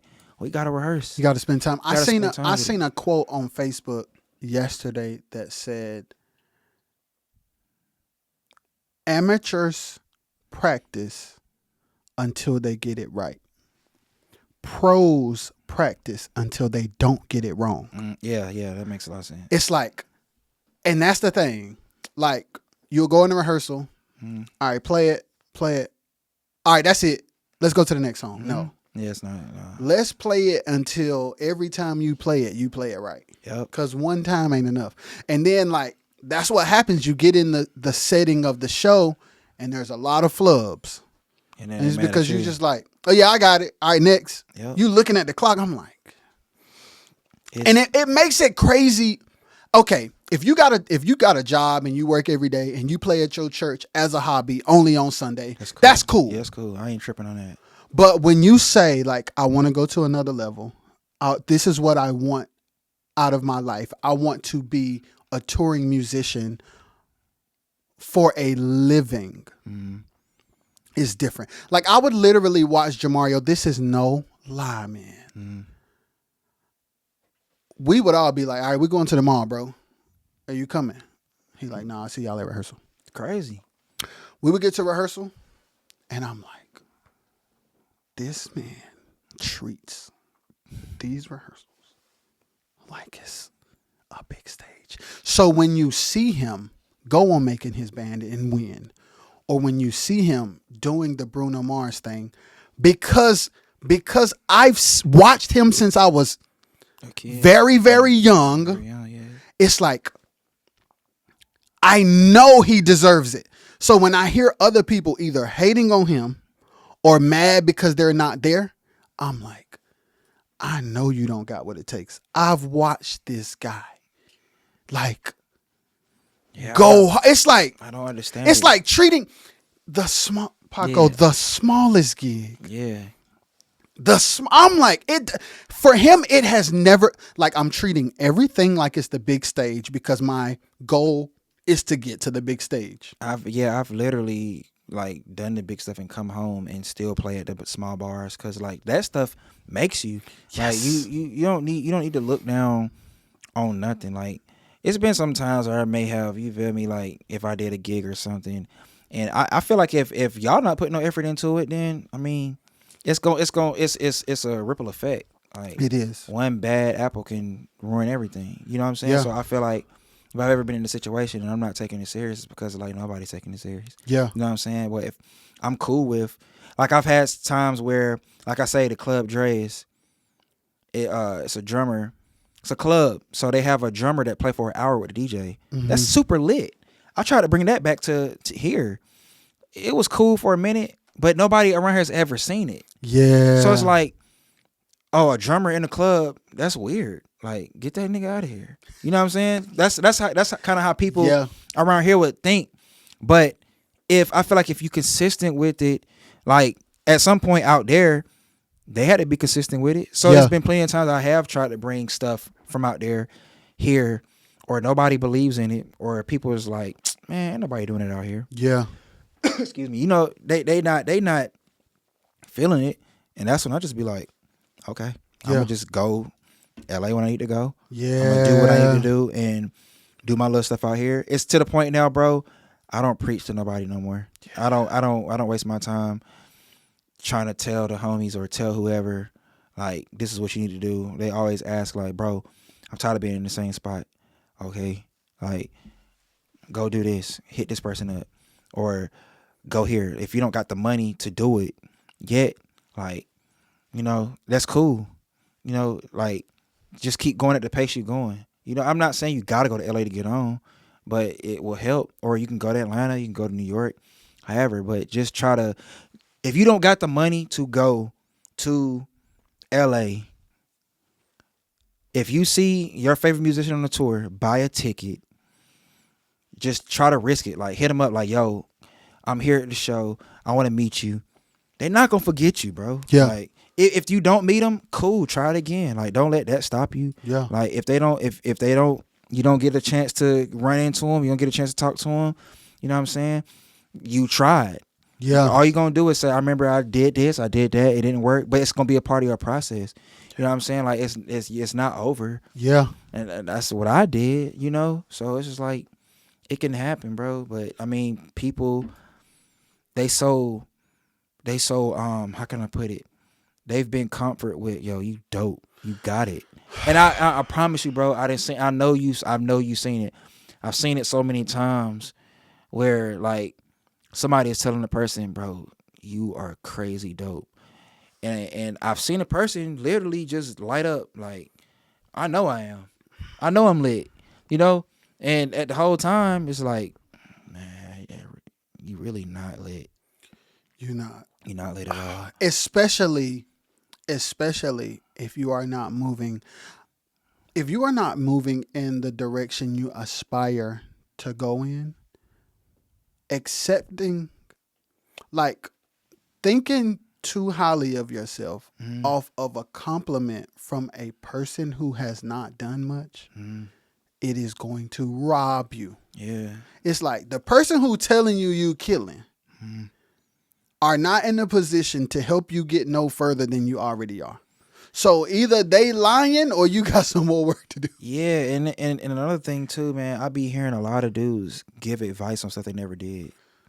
That's, to me, it's just the craziest thing in the world. Like, how you gonna tell me how to prepare for a gig and you never even? How you gonna tell me how to prepare for a tour and you never even done a tour? Or how you gonna tell me how to do X, Y, and Z and you never even did X, Y, and Z? Like, I be saying stuff like that all the time, and I just don't speak on it. But it's crazy because we having this conversation, so it's like, yeah, a lot of dudes talk about stuff they never They did. never did. Like, that's like, you're not gonna get respect like that. That's like somebody talking about, yeah, I used to be in the streets doing this and that.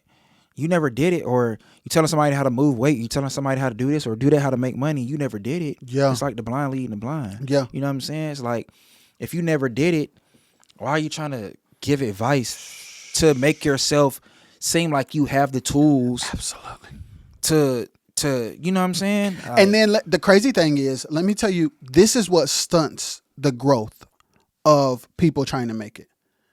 When you look up to somebody who's trying to give you advice that has never done it, and you look up to that person, it automatically robs you.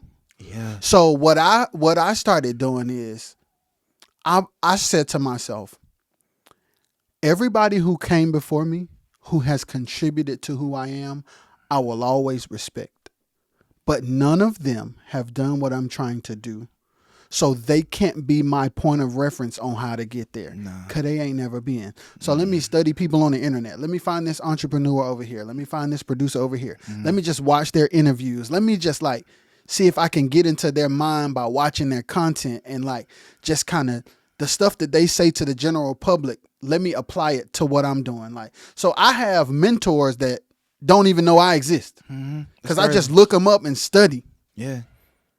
That's crazy, man. Like, that's a good way to think about it. Like, because that's how I am too. Like, I don't know. It's just like certain people got it, some people don't. Like, it's just the blind leading the blind, man. Yes, that's just the bottom line. I just hate seeing it, man. Like, I done seen it so many times, and I've always wanted to speak on it. Like, dudes is, if you want to do this, you gotta do that. But it's like you ain't never done it.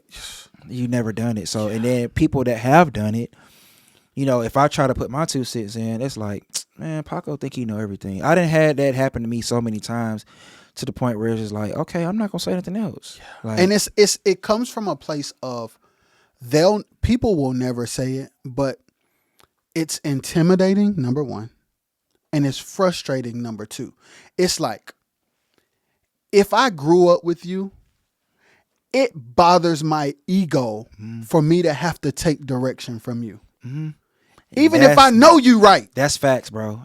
I got a homie like that. I got a homie like that he don't wanna hear it. He don't wanna hear it. And like I say, I got a homie like that.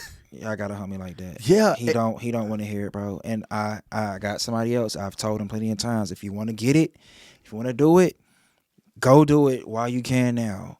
And I'm not gonna say it's too late for him, but it is kind of too late. Yeah. Because the industry is looking for certain looks. They're looking for certain vibes. Like, they may go to your page. Like, this is the thing. Like, on my Instagram story, I'm gonna make you laugh. I'm gonna post what I post. On my Instagram page, my look, what I've done, And my bio is what I've done. It's because it's It's Instagram is the new resume. Yeah, it's the resume. So it's like, don't post a bunch of BS on your page. Don't post a bunch of, like, how can I put it, man? Like, Keep it straight, bro. You good. how can I put it? Like, all right. If somebody's trying to come on your page to see if they want to hire you for a gig, they want to see how you look. They want to see what you got going on. If you got a bunch of pictures, you got a bunch of selfies, you got pictures of your car up there, you got pictures of your dog, that's not helping nothing. Yeah. You know what I'm saying? That's going to make the process harder. Now you got to send an audition video. Now you got to do all this and that. Or when they could just go to your page, see you playing, see how you look. Hey, bro, can you be here? Give me your number. Can you be here at such and such time? Can you be here at such and such day? You know what I'm saying? Don't post a bunch of BS on your Instagram page. On your story, you can wild out. You can do what you want to do. You can post your dog, post your little boomerangs, whatever. Like I said, I make people laugh on my Instagram story all the time. But when it comes to my Instagram page, like, yeah, you going to come see what I got going on. You're going to see how I look. You're going to see what I'm doing.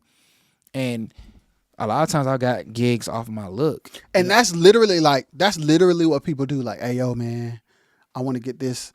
Like, say, for instance, you got a manager, like a manager talking to an MD. The MD talking to the manager. Mm-hmm. And the MD goes, man, I got this guy, bro, named Paco. I really want to get him on guitar. Mm-hmm. The manager going to say, what's his Instagram? 100%. 100%. They're going to go straight to your Instagram because they want to see how you look. They want to see what you're posting. And a lot of times, people have got fired off of gigs for posting the wrong stuff too, like posting too much political stuff. Interesting. Yeah, posting too much political stuff, like because once you start playing for an artist, once people realize that you're in the band, you're associated with each other. That's connected. Yeah, it's a lot of things that can get you fired off gigs, and I've noticed, like, yeah. Name some things that can get you fired so people can know what not to do. Mixing business with pleasure. Okay. Definitely get you fired. Like, it ain't no thing where you can be messing with somebody at the praise team now.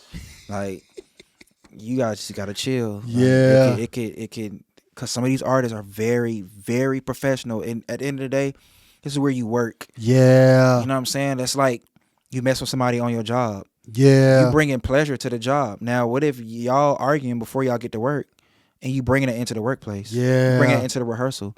And you got to be careful how you move out there, like, yeah, with stuff like that. And I've learned that myself. And I'm glad I got enough discipline to know that, because it's musicians out here, like, that then did some crazy stuff or then said some crazy stuff to people. And, you know, you may get a tour manager that's fire. She's bad. But you better not say nothing crazy to her. You better not say nothing out the way to her. Because you don't know nobody that has done that, do you? No. Good. I'm just saying, because like, that would be wild. Yeah, I'm just saying, like, I'm pretty sure, you know, things like that have happened, but absolutely, you just got to make sure you're not out the way with how you moving out there, because you can get fired really fast. Yes. You know, because at the end of the day, Paco,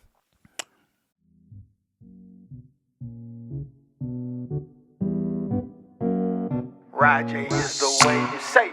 It's amazing how life happens, and you don't really know the journey. Right. But the journey is the most important thing. Parents, if you see your child having, like, an interest in something, you know, do all you can to support it, because you never know what happened. You could have called a fill-in and went home. Yeah, man. Yeah. Why didn't you? I mean, you know, the job got to be done. I camped out at his door to show him how interested I was. Yeah. He's like, nah, man. That's the best thing that could happen to me. Y'all would have halftime show. Man, we would have halftime show, Doc. That's crazy. Horrible, man. Oh! If you enjoyed this clip and would like to enjoy more, search the RXS Podcast on Apple Podcast and Spotify Podcast, or watch the RXS Podcast on RXS Entertainment YouTube channel. When you're doing these shows and these tours, it is for the ticket buyers to enjoy. Mm-hmm. So you need to, okay, you did the gig today. Mm-hmm. Later on the night, people going to the bar. Okay, you may drink a little bit. Don't get so drunk that you're terrible in sound check the next day. Man. Or don't show up to it. Yeah, and it's like, you too turn. You're here to, we are providing a service to the ticket buyers. Let them get drunk. Mm-hmm. The only time I'm going out To be honest with you, I go out. If we have an off day, the next day I'll go out. Yeah. It depends on what city we in. But usually when I'm on tour, bro, like I go to the room afterwards, or I just get on the bus. Like I'll be waiting for them to bring some pizza to the bus or something. Or you gonna always catch me where the food is at. Yeah. To be honest with you, like I ain't really caring about no groupies or stuff like that. Like every now and then we may, maybe some groupies in the back. You having fun talking to them and stuff like that. But I done got to the point now where I didn't did all of that. It's like I just want to make my money, come home to my son. Yeah. You know what I'm saying? Like that's what's more important now, because it's easy to just get caught up in BS out there, bro. Yeah. And like, it's musicians. I be saying them, man, I want to go on tour. If I would have went on tour when I went to that Wayne concert, I wanted to go on tour the next day. Yeah. If I would have went on tour the next day, I would have had 20 babies. I probably would have been sniffing all types of stuff. I just would have been on all types of drugs. Like I say, God's timing is better than ours. Yeah. I just posted it on Instagram the other day. Yeah. Like, and it was times where I just sat and I just thought about stuff for like an hour. Yeah. Thinking like, man, if I would have went on tour on my own timing, I probably wouldn't be here. I'd be terrible. I wouldn't even still have a career. Yeah. Like everything happened the way it was supposed to happen. And like I say, God's timing is better than ours. Like it's gonna happen. I'm still going through that now. Like with my situation now, it's like things are not moving as fast as I wanted to move. And I always gotta remind myself, like every time I feel like this, something ends up coming. You know what I'm saying? So it's like just chill, relax. And that's the thing with musicians. Like we have a period of time where we may go through a dry period, nothing ain't happening, and we get discouraged. Like, man, like it's not happening fast enough. But then you try to do like little small stuff. You desperate for a gig. You do something, and then next thing you know, you got a major call coming, and it's like, dang, like it happened when it was supposed to happen. Yeah. You know what I'm saying? That happens to me all the time. So it's like now I'm just learning, like, if I go through a dry season or if I go through a time where I'm not doing nothing, it ain't over. Yeah. You know what I'm saying? It's just maybe he preparing me. He giving me this time to chill. Because, like, 2022, I was going through that. I didn't go on tour none in 2021. So I was getting discouraged. I'm like, man, what's going on? Then when I got the tour with Machine Gun Kelly, I was like, all right, my plate full for the rest of the year. Yeah. I was like, maybe he was just preparing me for this. Yeah. And that tour it was called the Mainstream Sellout Tour. Like that was a mainstream tour. Like that's when it was straight arenas. Every show in the US was arenas. That's like insane. All the basketball teams. Like we did Madison Square Garden. We did the Miami Heat, like the Mavericks. Like that tour was the one, bro. And like I was so well taken care of on that tour, man. Yeah. Machine Gun Kelly is the coolest dude ever, bro. He invited us to his bass player's parents' house, big house, upstate New York, big backyard, lake, pool. Like that was these artists. People try to say like these artists are a-holes and they this and that. Man, total opposite, bro. Yeah. Like I had so much fun on that tour, man. He took care of us, bro. My pedal stopped working in Miami one night. His team let me use their pedal for the rest of the tour. That's crazy. Bro, I'm talking about we about to do the intro. My pedal wouldn't come on. Like, I'm like, bro, like, what's going on? And they had me straight, man. Like, that was a really good tour, bro. Like, I didn't have some fun out here, man. Yeah. I didn't do some stuff, bro. And it's like, sometimes I feel like I ain't done enough, and then I just sit back and think, like, man, I've actually done a lot. And it's not me bragging. It's me, like, really. I went through the mud by myself, man. Like, people will tell you, like, I've been shunned so many times from older cats, from situations like, don't use Paco. He think he all that. He think he this. He think he that. And I do it on my own. And now it's like, y'all hating, but I tried to get help from y'all. Yeah. I really can say, like, I've had homies tell me, like, bro, you celebrating too loud. You know what I'm saying? Like, why you so loud with your celebrations? Like, you don't got to post everything you accomplish. I done had homies tell me that. And with me, I'm from Durham. So, like, my set of homies, like, how you came up in the church. Yeah. Like I had a circle of musicians, stuff like that. I grew up in the church, and I used to play like after church stuff like that. But I came up around homies that was like they wanted to be rappers. They wanted to be it's a little different. So it's like when I said I want to play guitar, niggas like guitar. How far you think you gonna go playing guitar? Like you can't go nowhere playing guitar. They didn't know. You know what I'm saying? They didn't know how far a guitar can take you. They didn't know that artists use guitars on stage or artists use guitars on tours. So it's like when they saw it, it's like, oh no, he wasn't playing on games. Like he really went through the mud. Like I've been broke. I've went to LA with and had $100 in my account, or I spend $50 on an Uber trying to go to this studio, and I get there and I'm only there for 10 minutes because they got a session with somebody, and I wasted my money. I'm going back home with $50 in my account. Like I really went through the mud with this, bro, by myself. Like it's been playing. I can't really say people have put me on, but I can't really say like I was getting handouts because I was actually knocking down these doors by myself. Like I told you, I was hitting up people. I was getting doors shut in my face. I was getting DMs ignored. I was getting left on red. I was getting left on scene. I was being told, stop hitting me up. You hit me up too much. None of that stopped me. You feel what I'm saying?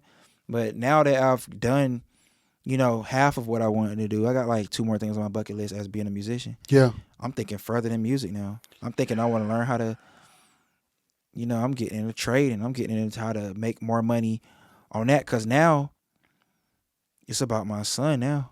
You know what I'm saying? I don't want to be on the road for 2 months. I'm missing his baseball games. I'm missing his basketball games.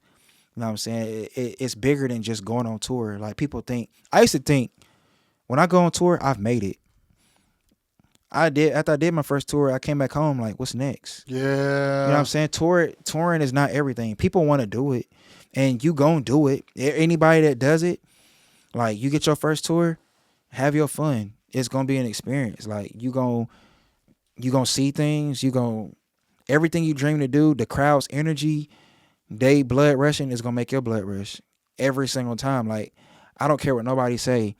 When that stage blacks out and that crowd starts screaming, it never fails to excite me, bro. Like that's my favorite thing about being on the road. It's like when that stage turns black and that crowd know that artist and the show is about to start. Like that's just a feeling that I've always like loved ever. But like I say, people that want to tour, like get out there, push. Like it's gonna happen for you. If it's meant for you, it's gonna happen. Like if God know that you ready for it, and he know that it's your time, and he know that you can handle it, he gonna put you in a situation. Like I say, years ago, if I would have toured when I thought I was ready, it would have been over for me, man. Yeah. Like it's a lot of people out here that think they ready to tour or they think they can just go on the road. Man, it's a rude awakening. I'm telling you, like you got that small mind mentality. Like you gonna get out there and somebody gonna tell you, man, you think you tight, you think you hot, and you gonna be pissed somewhere on the bus mad. Yeah. You know what I'm saying? So I don't know, man. That's crazy to like hear you talk about it because like you're saying, like a lot of people, number one, they have motives when they want to tour. Like most of the time, it's not about working. It's not about putting themselves in a position to be greater. Most of the time it's about being seen, which is why they don't do the work to be good enough because their motive is not to get to a certain skill level to deserve that platform. Yeah. It's mostly I want to be seen on this stage because I want to be recognized and validated for being on this level, even if my skill is not on that level. That's how I was at one point. I'm not gonna lie. I was like that at one point. I wanted to show my homies like, yeah, I told y'all. But then after I did it, it was like, who am I doing it for? Am I doing it for them? Or am I doing it to get back at them? Or am I doing it because it's what I really want to do? Yeah. You know what I'm saying? So when I got out of that mindset, it was like, okay, I see what's more important. Yeah. It's not about being seen. To me, it's about inspiring somebody. That's my main thing because I know how I felt when I was inspired. I know how I felt when I went to that Wayne concert and I'm just in awe And I turned around and looked at the stage. I said, I'm gonna do that. I literally said that. I looked at the stage and said, I'm gonna do that.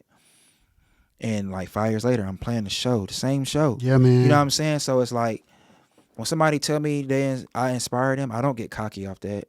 Like I literally, like, thank God, like, dang, like, Yes. I really inspire somebody because I was like Sean inspired you. Man. So what Sean was to you, you are going to be to people, like whether they from Durham or Carolina or whether they are somewhere where you were on tour in LA or in Boston or in New York and somebody saw you. Like there's a guitar player out there right now who got dreads and dyed their hair and got the guitar you got because they saw you, bro. Yep, and that's why I felt so good playing Dreamville, man. It's like I know all my peoples is out there. Everybody, it was 100K people at Dreamville, and like to play in the city, like I've done all the festivals I ever wanted to do. Yeah. So like I did Coachella, I did Rolling Loud, Lollapalooza, and Dreamville.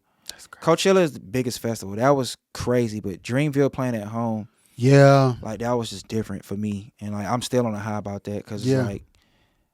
It was just crazy. And like you say, I don't know who was in the crowd and I was like, yo, whoever that dude was with the purple pants on the stage with the dreads, with the hood on his head, with the glasses, white guitar with the stickers on it. Yes. I want to be like him. Yes. You know what I'm saying? Because that's how I was. Jarius didn't even know me when I seen him playing with Wayne. I was like, I want to be like him. He Yeah. didn't even know me, but now we cool. Like I talk to him, but like he didn't know who I was. And like that's the main thing I want to do. Like when I step on the stage, I want somebody to be like, I want to be like him. Yeah. Because that's important. Like, you don't want to meet your hero. A lot of people say don't meet your heroes. You know, Yeah. I didn't met a couple of my heroes and they've been rude and they've been like, just, you know, it's like, dang, I don't want to be like that. Yeah. But, you know, it's important to inspire people and to make people, you know, want to do what you want to do. Like, I've had people overseas hit me up like, bro, I seen you with MGK or I seen you with Shrimmer. And I'll just be like, man, you never know who watching you. Like, it's just crazy.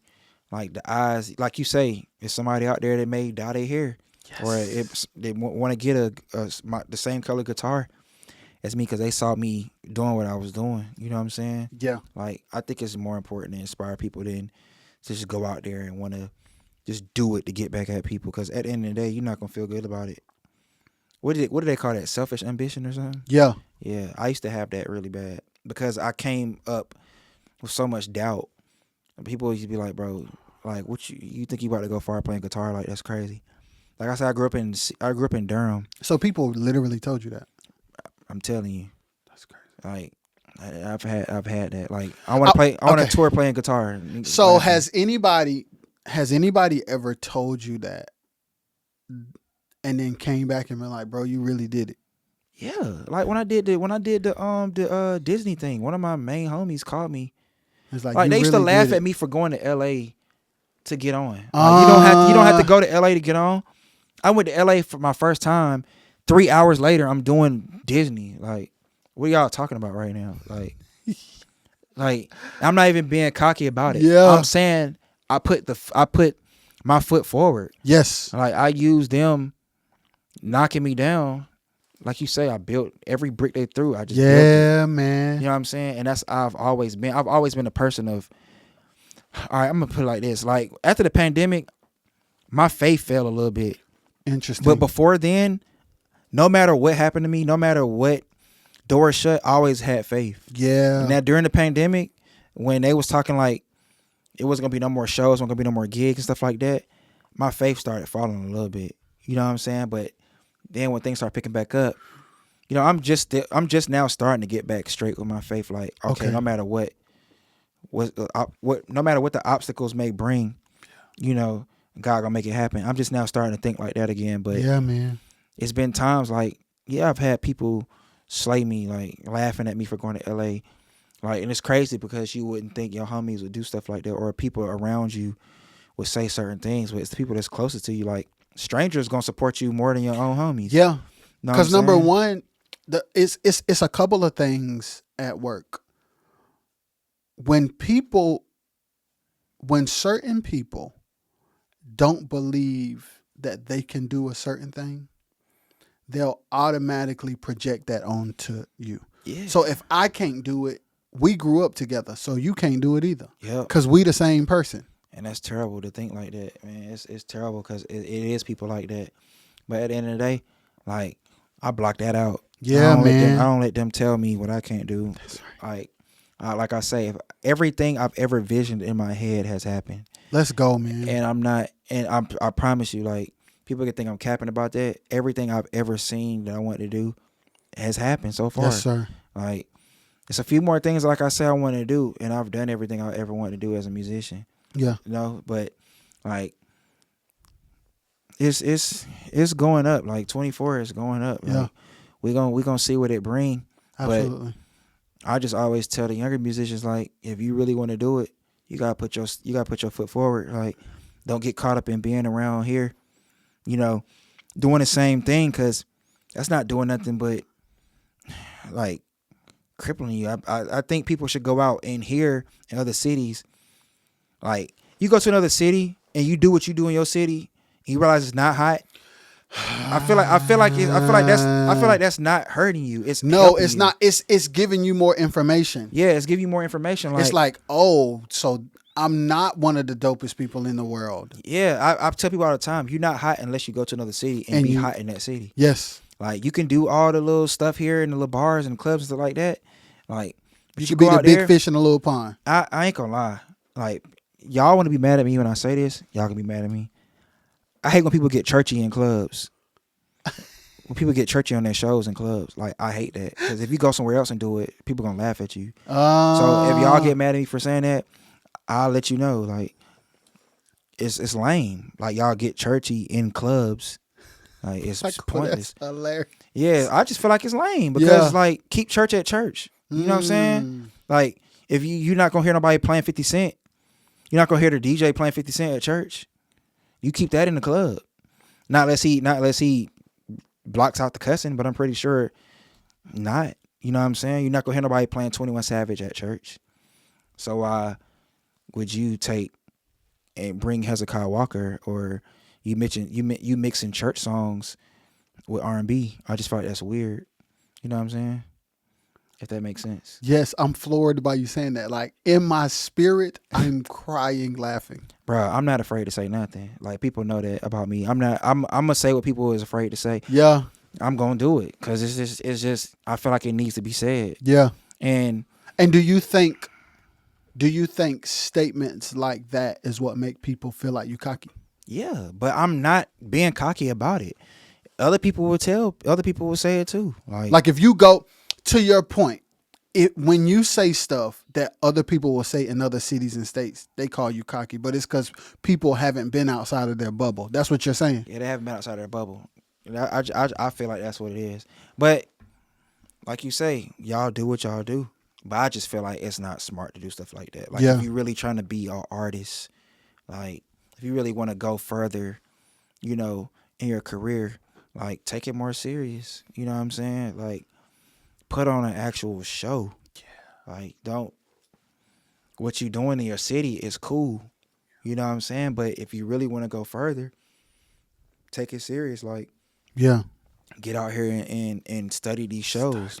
But I hope nobody don't take offense to what I said. But somebody is going to take offense. Yeah, somebody's to it, gonna take offense. offense. It's okay. Yeah, somebody's gonna take offense to it, and if they do, it's okay. We can talk about it. Like, you know what I'm saying? But at the end of the day, people could tell me certain things about myself too. That's the thing about me. I can hear about myself. Yeah, that's good. Sometimes I need to put my phone down. You know? Yeah. My mama tell me that. Everybody tell me that. Like, I need to put my phone down. Sometimes I may be in rehearsal.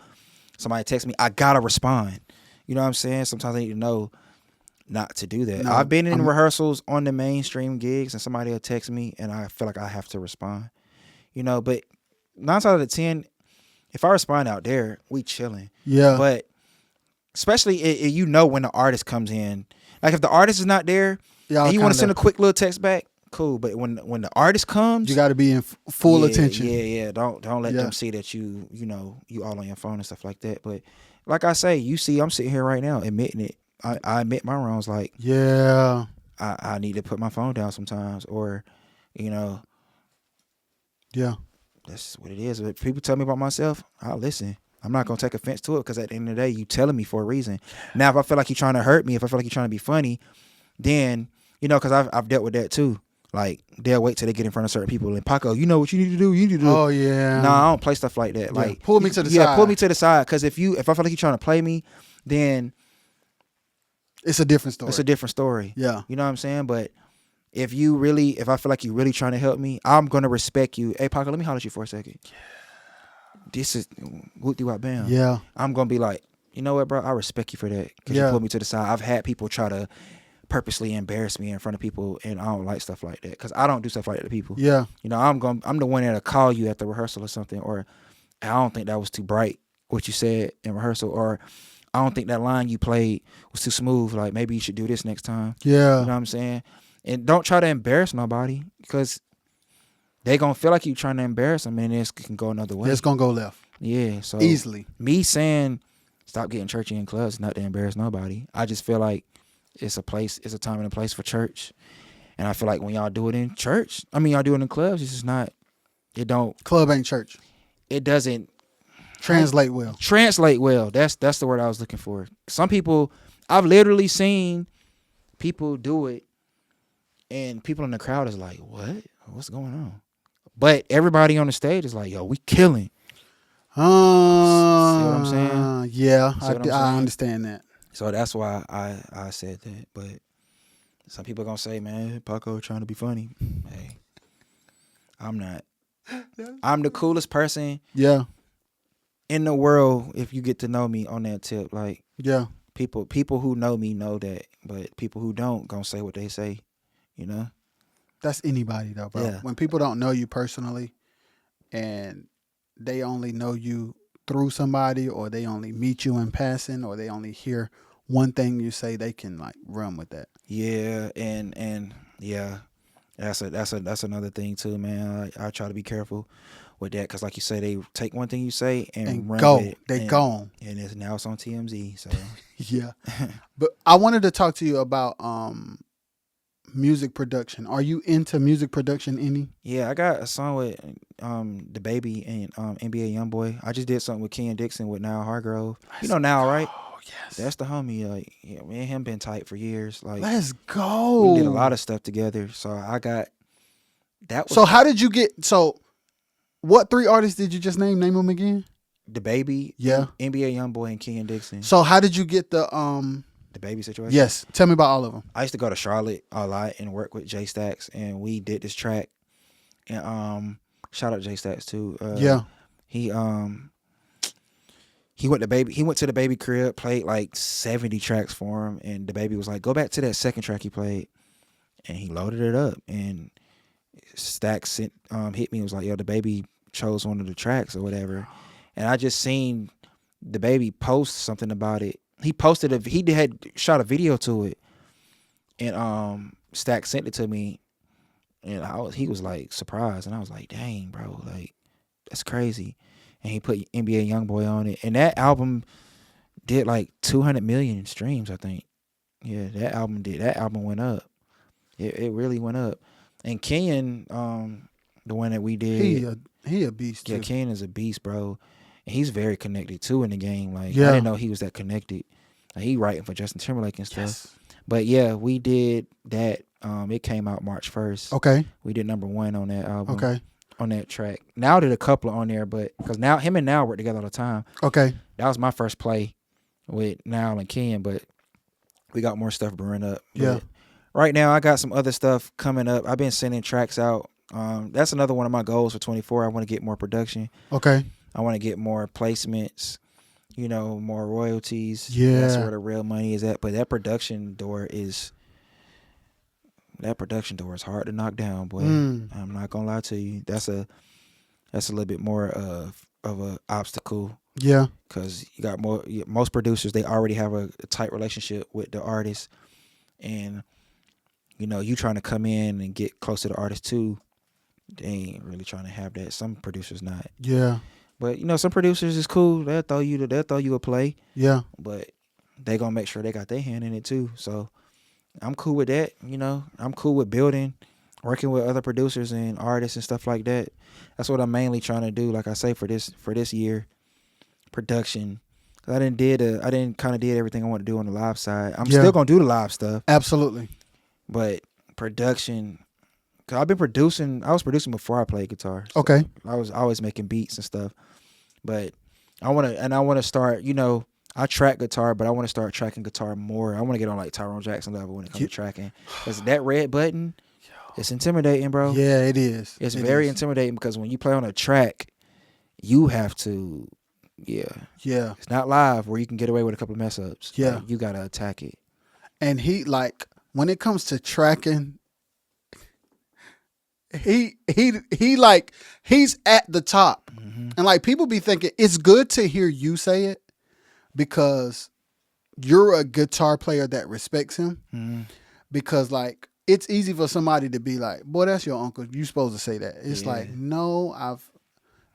It's if he wasn't my uncle, I would say what I'm saying because he like that. Yeah, he like that. And you respect him as a musician. And to your point, though,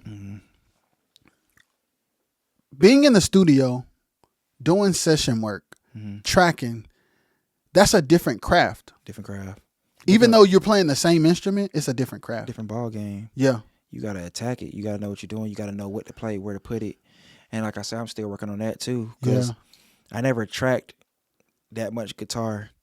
Like, I've done tracks for people on guitar, of course, but I want to get more into doing it, like, to the point where, like, I'm backed up. Like, all right, I know what I'm doing with that red button. Like, when you hit that red button, I know it's go time. Just how I can do it. I want to be fluent on tracking how I am with, live stuff. Absolutely. Yeah.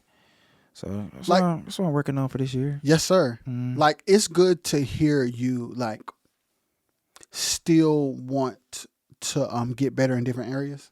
Definitely. Because at a young age, you've done so much already.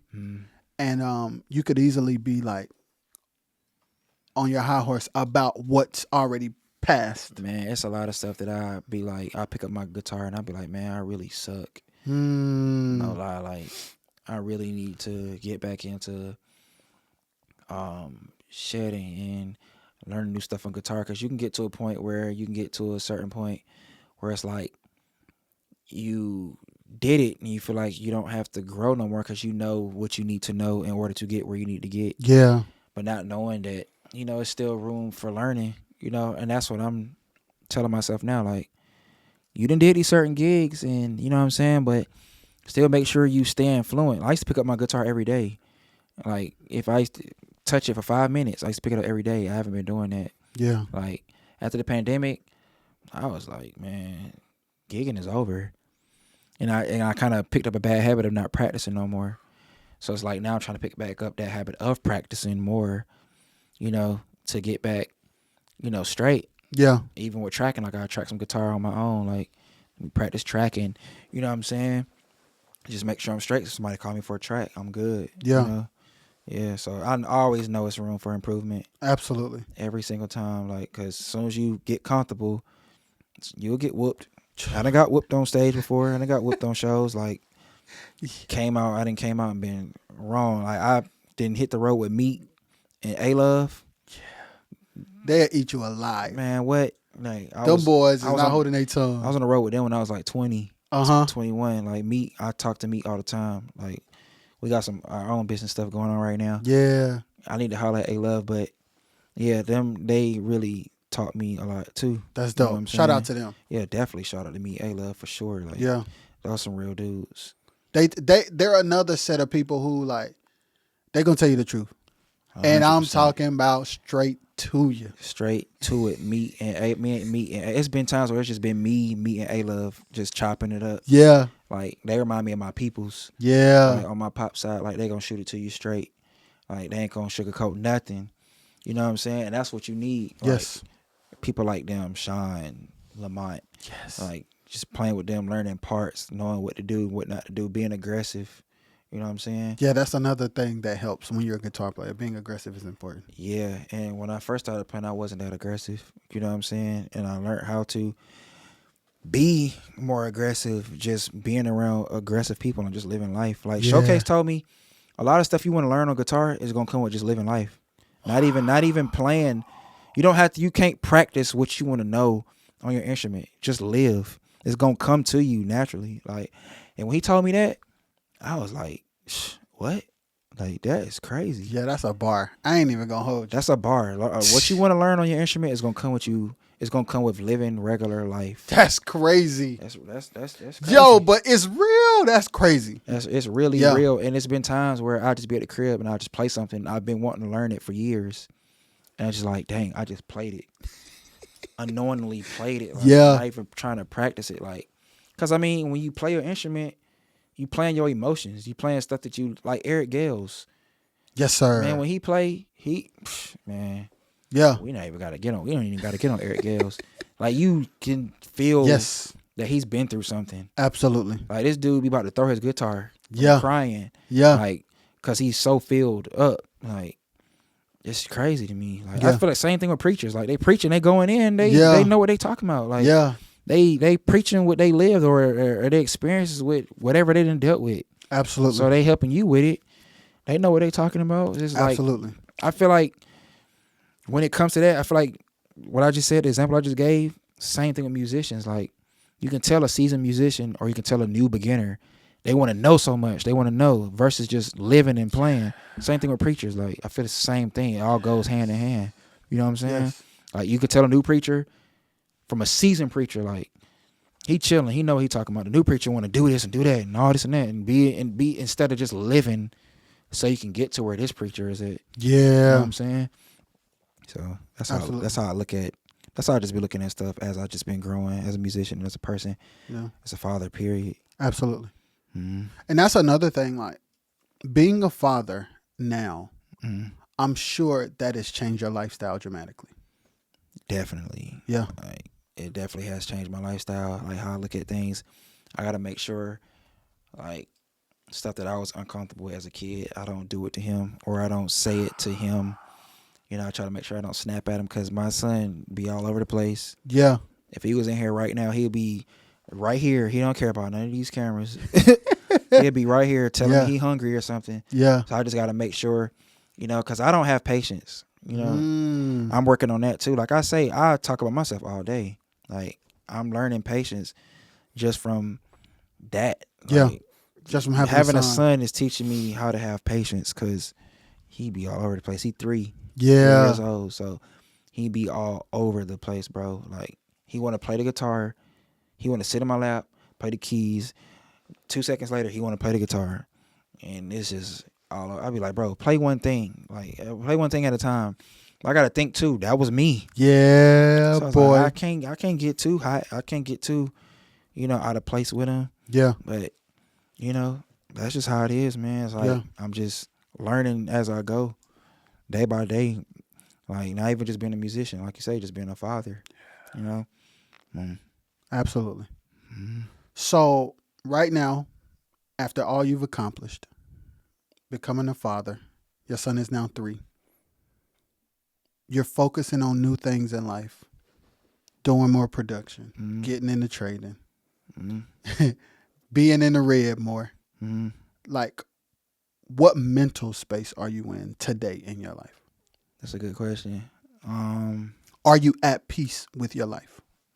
I say 50-50. Okay. I'm not where I want to be at. Like I say, I felt like when I got a tour, I made it. But I haven't made it. You know what I'm saying?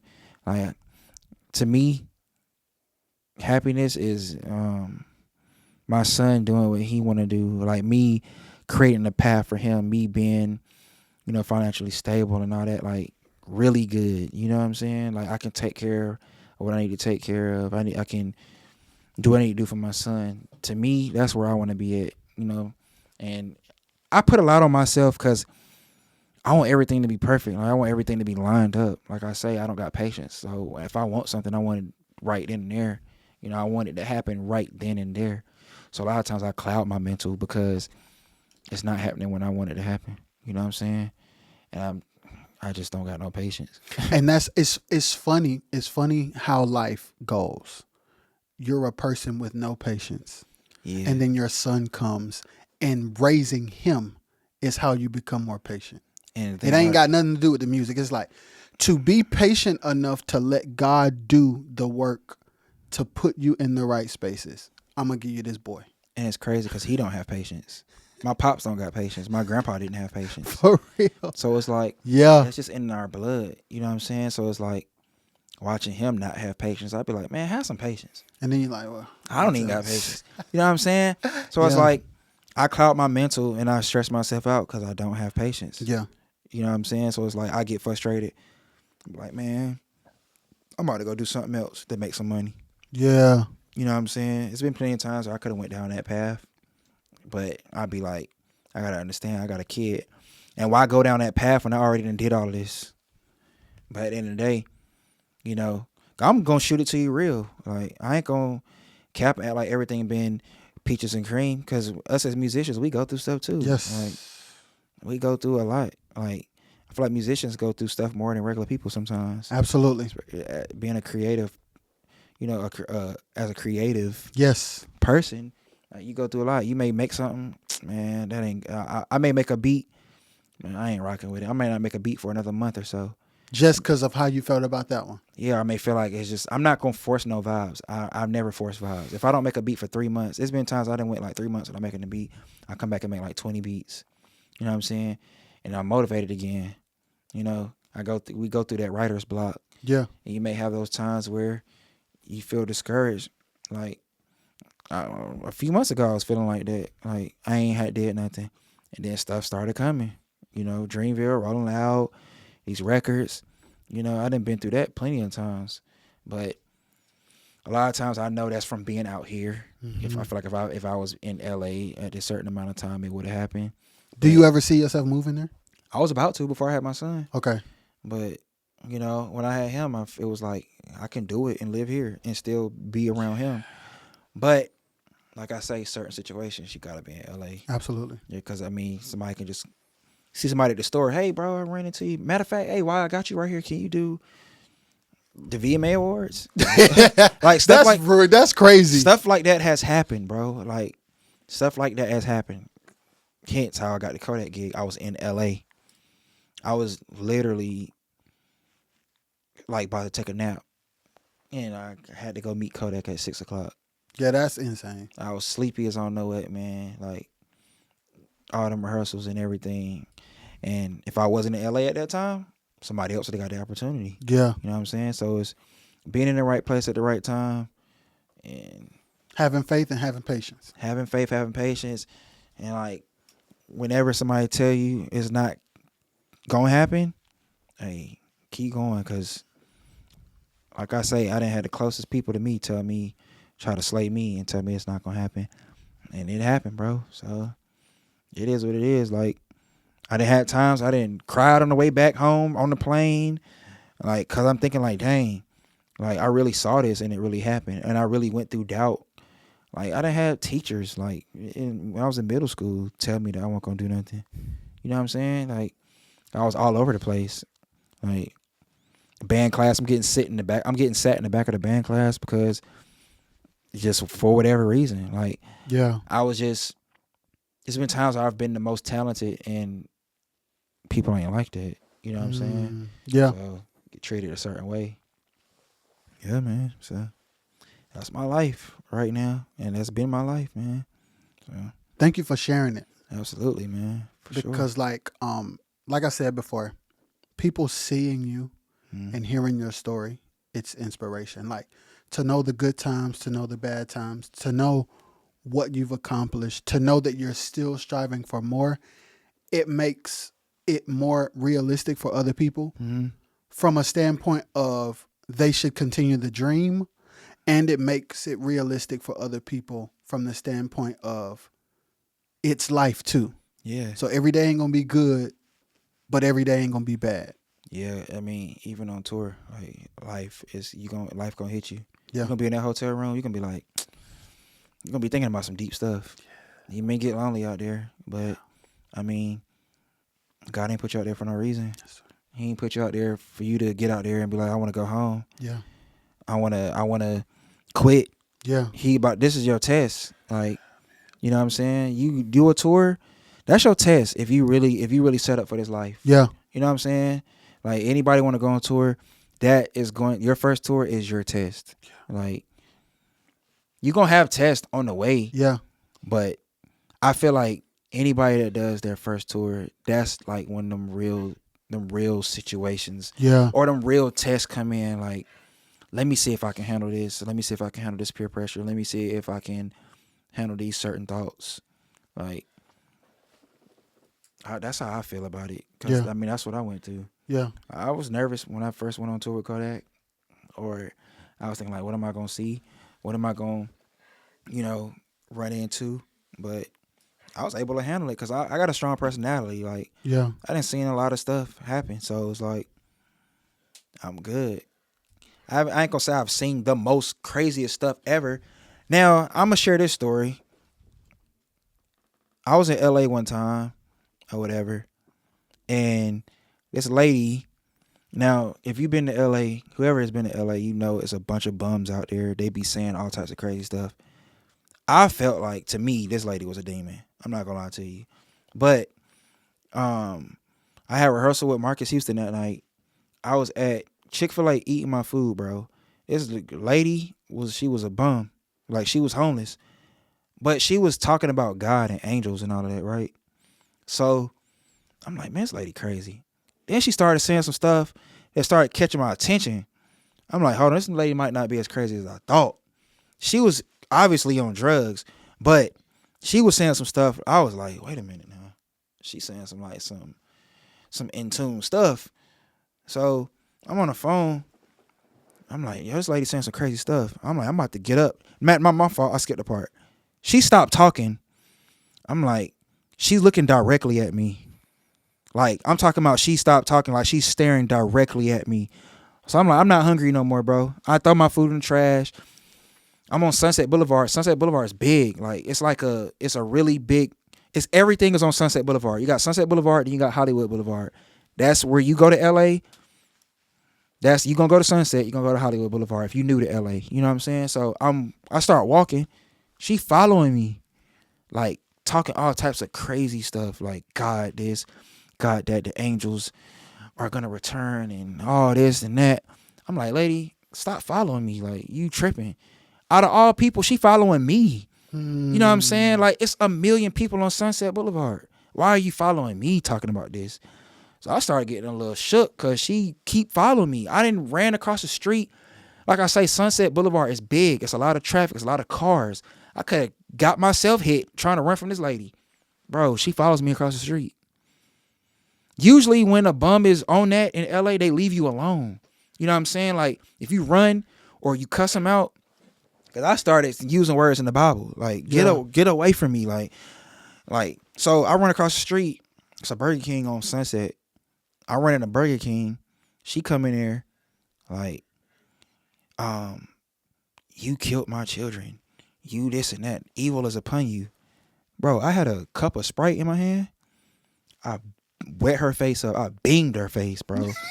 I don't play stuff like that. Like, I got shook, bro. I'm talking about before I left Chick-fil-A, I got a refill. And like I told you, that Burger King wasn't far from that Chick-fil-A, so I wasn't done with that drink. Yeah. It was about to the top. I beamed her in her face, bro. Like, when she said, evil is upon you, because I take stuff like that serious. Yeah. Like I say, I felt like that was a test from God. Like, let me see if you can handle something like this. Yeah. You know what I'm saying? Most people probably would have flew to the crib. And honestly, I didn't eat for the rest of the day after that. I was thinking about that for the rest of the day. Like, because it was a experience to me, bro. I'm thinking like, I don't know. It was just crazy to me, bro, because she did look evil. Like, when she said that, that's what shook me so crazy, because she looked evil. Like, she had like this look in her eye. I'm thinking like, man, this is crazy, bro. Like, so that was my first instinct. Like, you're not about to tell me evil is upon me. I beamed her, hopped on a little bird scooter. I ain't even pay for it. I just started pushing that joint. Like, the scooter wasn't even on. Like, what did you do with the scooter after you like was done riding? When I got far from her, when I saw that she wasn't able to catch me, then I tapped in on the app and turned the little scooter on and started going. But before then, you was pedaling. I was moving that joint. And if you don't turn them on, if you don't scan the barcode, the scooter is not on. Right. So it's like the brakes is on. So like, you feel me? Like I'm like just pushing it. Like somebody looking at me like, bro, what bro got going on? And I'm out. I don't want to play no games. Like she really shook me for the rest of the day. I was in rehearsal still thinking about that joint. I'm thinking like anybody else that can't handle stuff like that probably would have went to the crib. Yeah. You know what I'm saying? Because sometimes to this day, I still think about that. Like, she really had me shook, man. For real. I was scared. Like, I'm thinking like, bro, like, is this what I'm about to see? You know what I'm saying? Because that was crazy. That happened in 2019. Yeah. You know? So I'm thinking like, man, like, it's more than just being on stage, playing guitar. Like, you going to see some stuff, bro. You going to run into some crazy people, and you just got to be, you either going to deal with it, or you know what I'm saying, or you gonna stay prayed up, because energy is real. I know musicians that don't go on the road because it's so much energy out there on that road. Like, you know, of course it's gonna be different in gospel. Everybody in there is praising God. You know, I mean, it could be some evil energy in there too. But what I'm saying is, when you like do the other stuff, like when you actually in the real world, it is energy out there. You know what I'm saying? You just got to know how to handle it. I'm not scaring anybody to be like, oh, I don't want to go on tour no more. But no, you're letting them know the reality of Yeah, it so that they can know what they're getting into. Yeah, it's not just playing. You're not just about to be, it's not just peaches and cream all the time. Like, Yeah. You know, you're going to have those moments where you're going to feel alone in your hotel room. The hotel room going to start feeling like a jail cell after a while. Yeah. You know, you just got to, you know, you stay prayed up. You good. You know what Absolutely. I'm saying? So, yeah. I appreciate you sharing your story, bro, for real. Yeah, man. Definitely, man. Got to. I want to help the young, help the people coming up. Like, at one point, when my son get older, I know he going to want to do music. Yeah.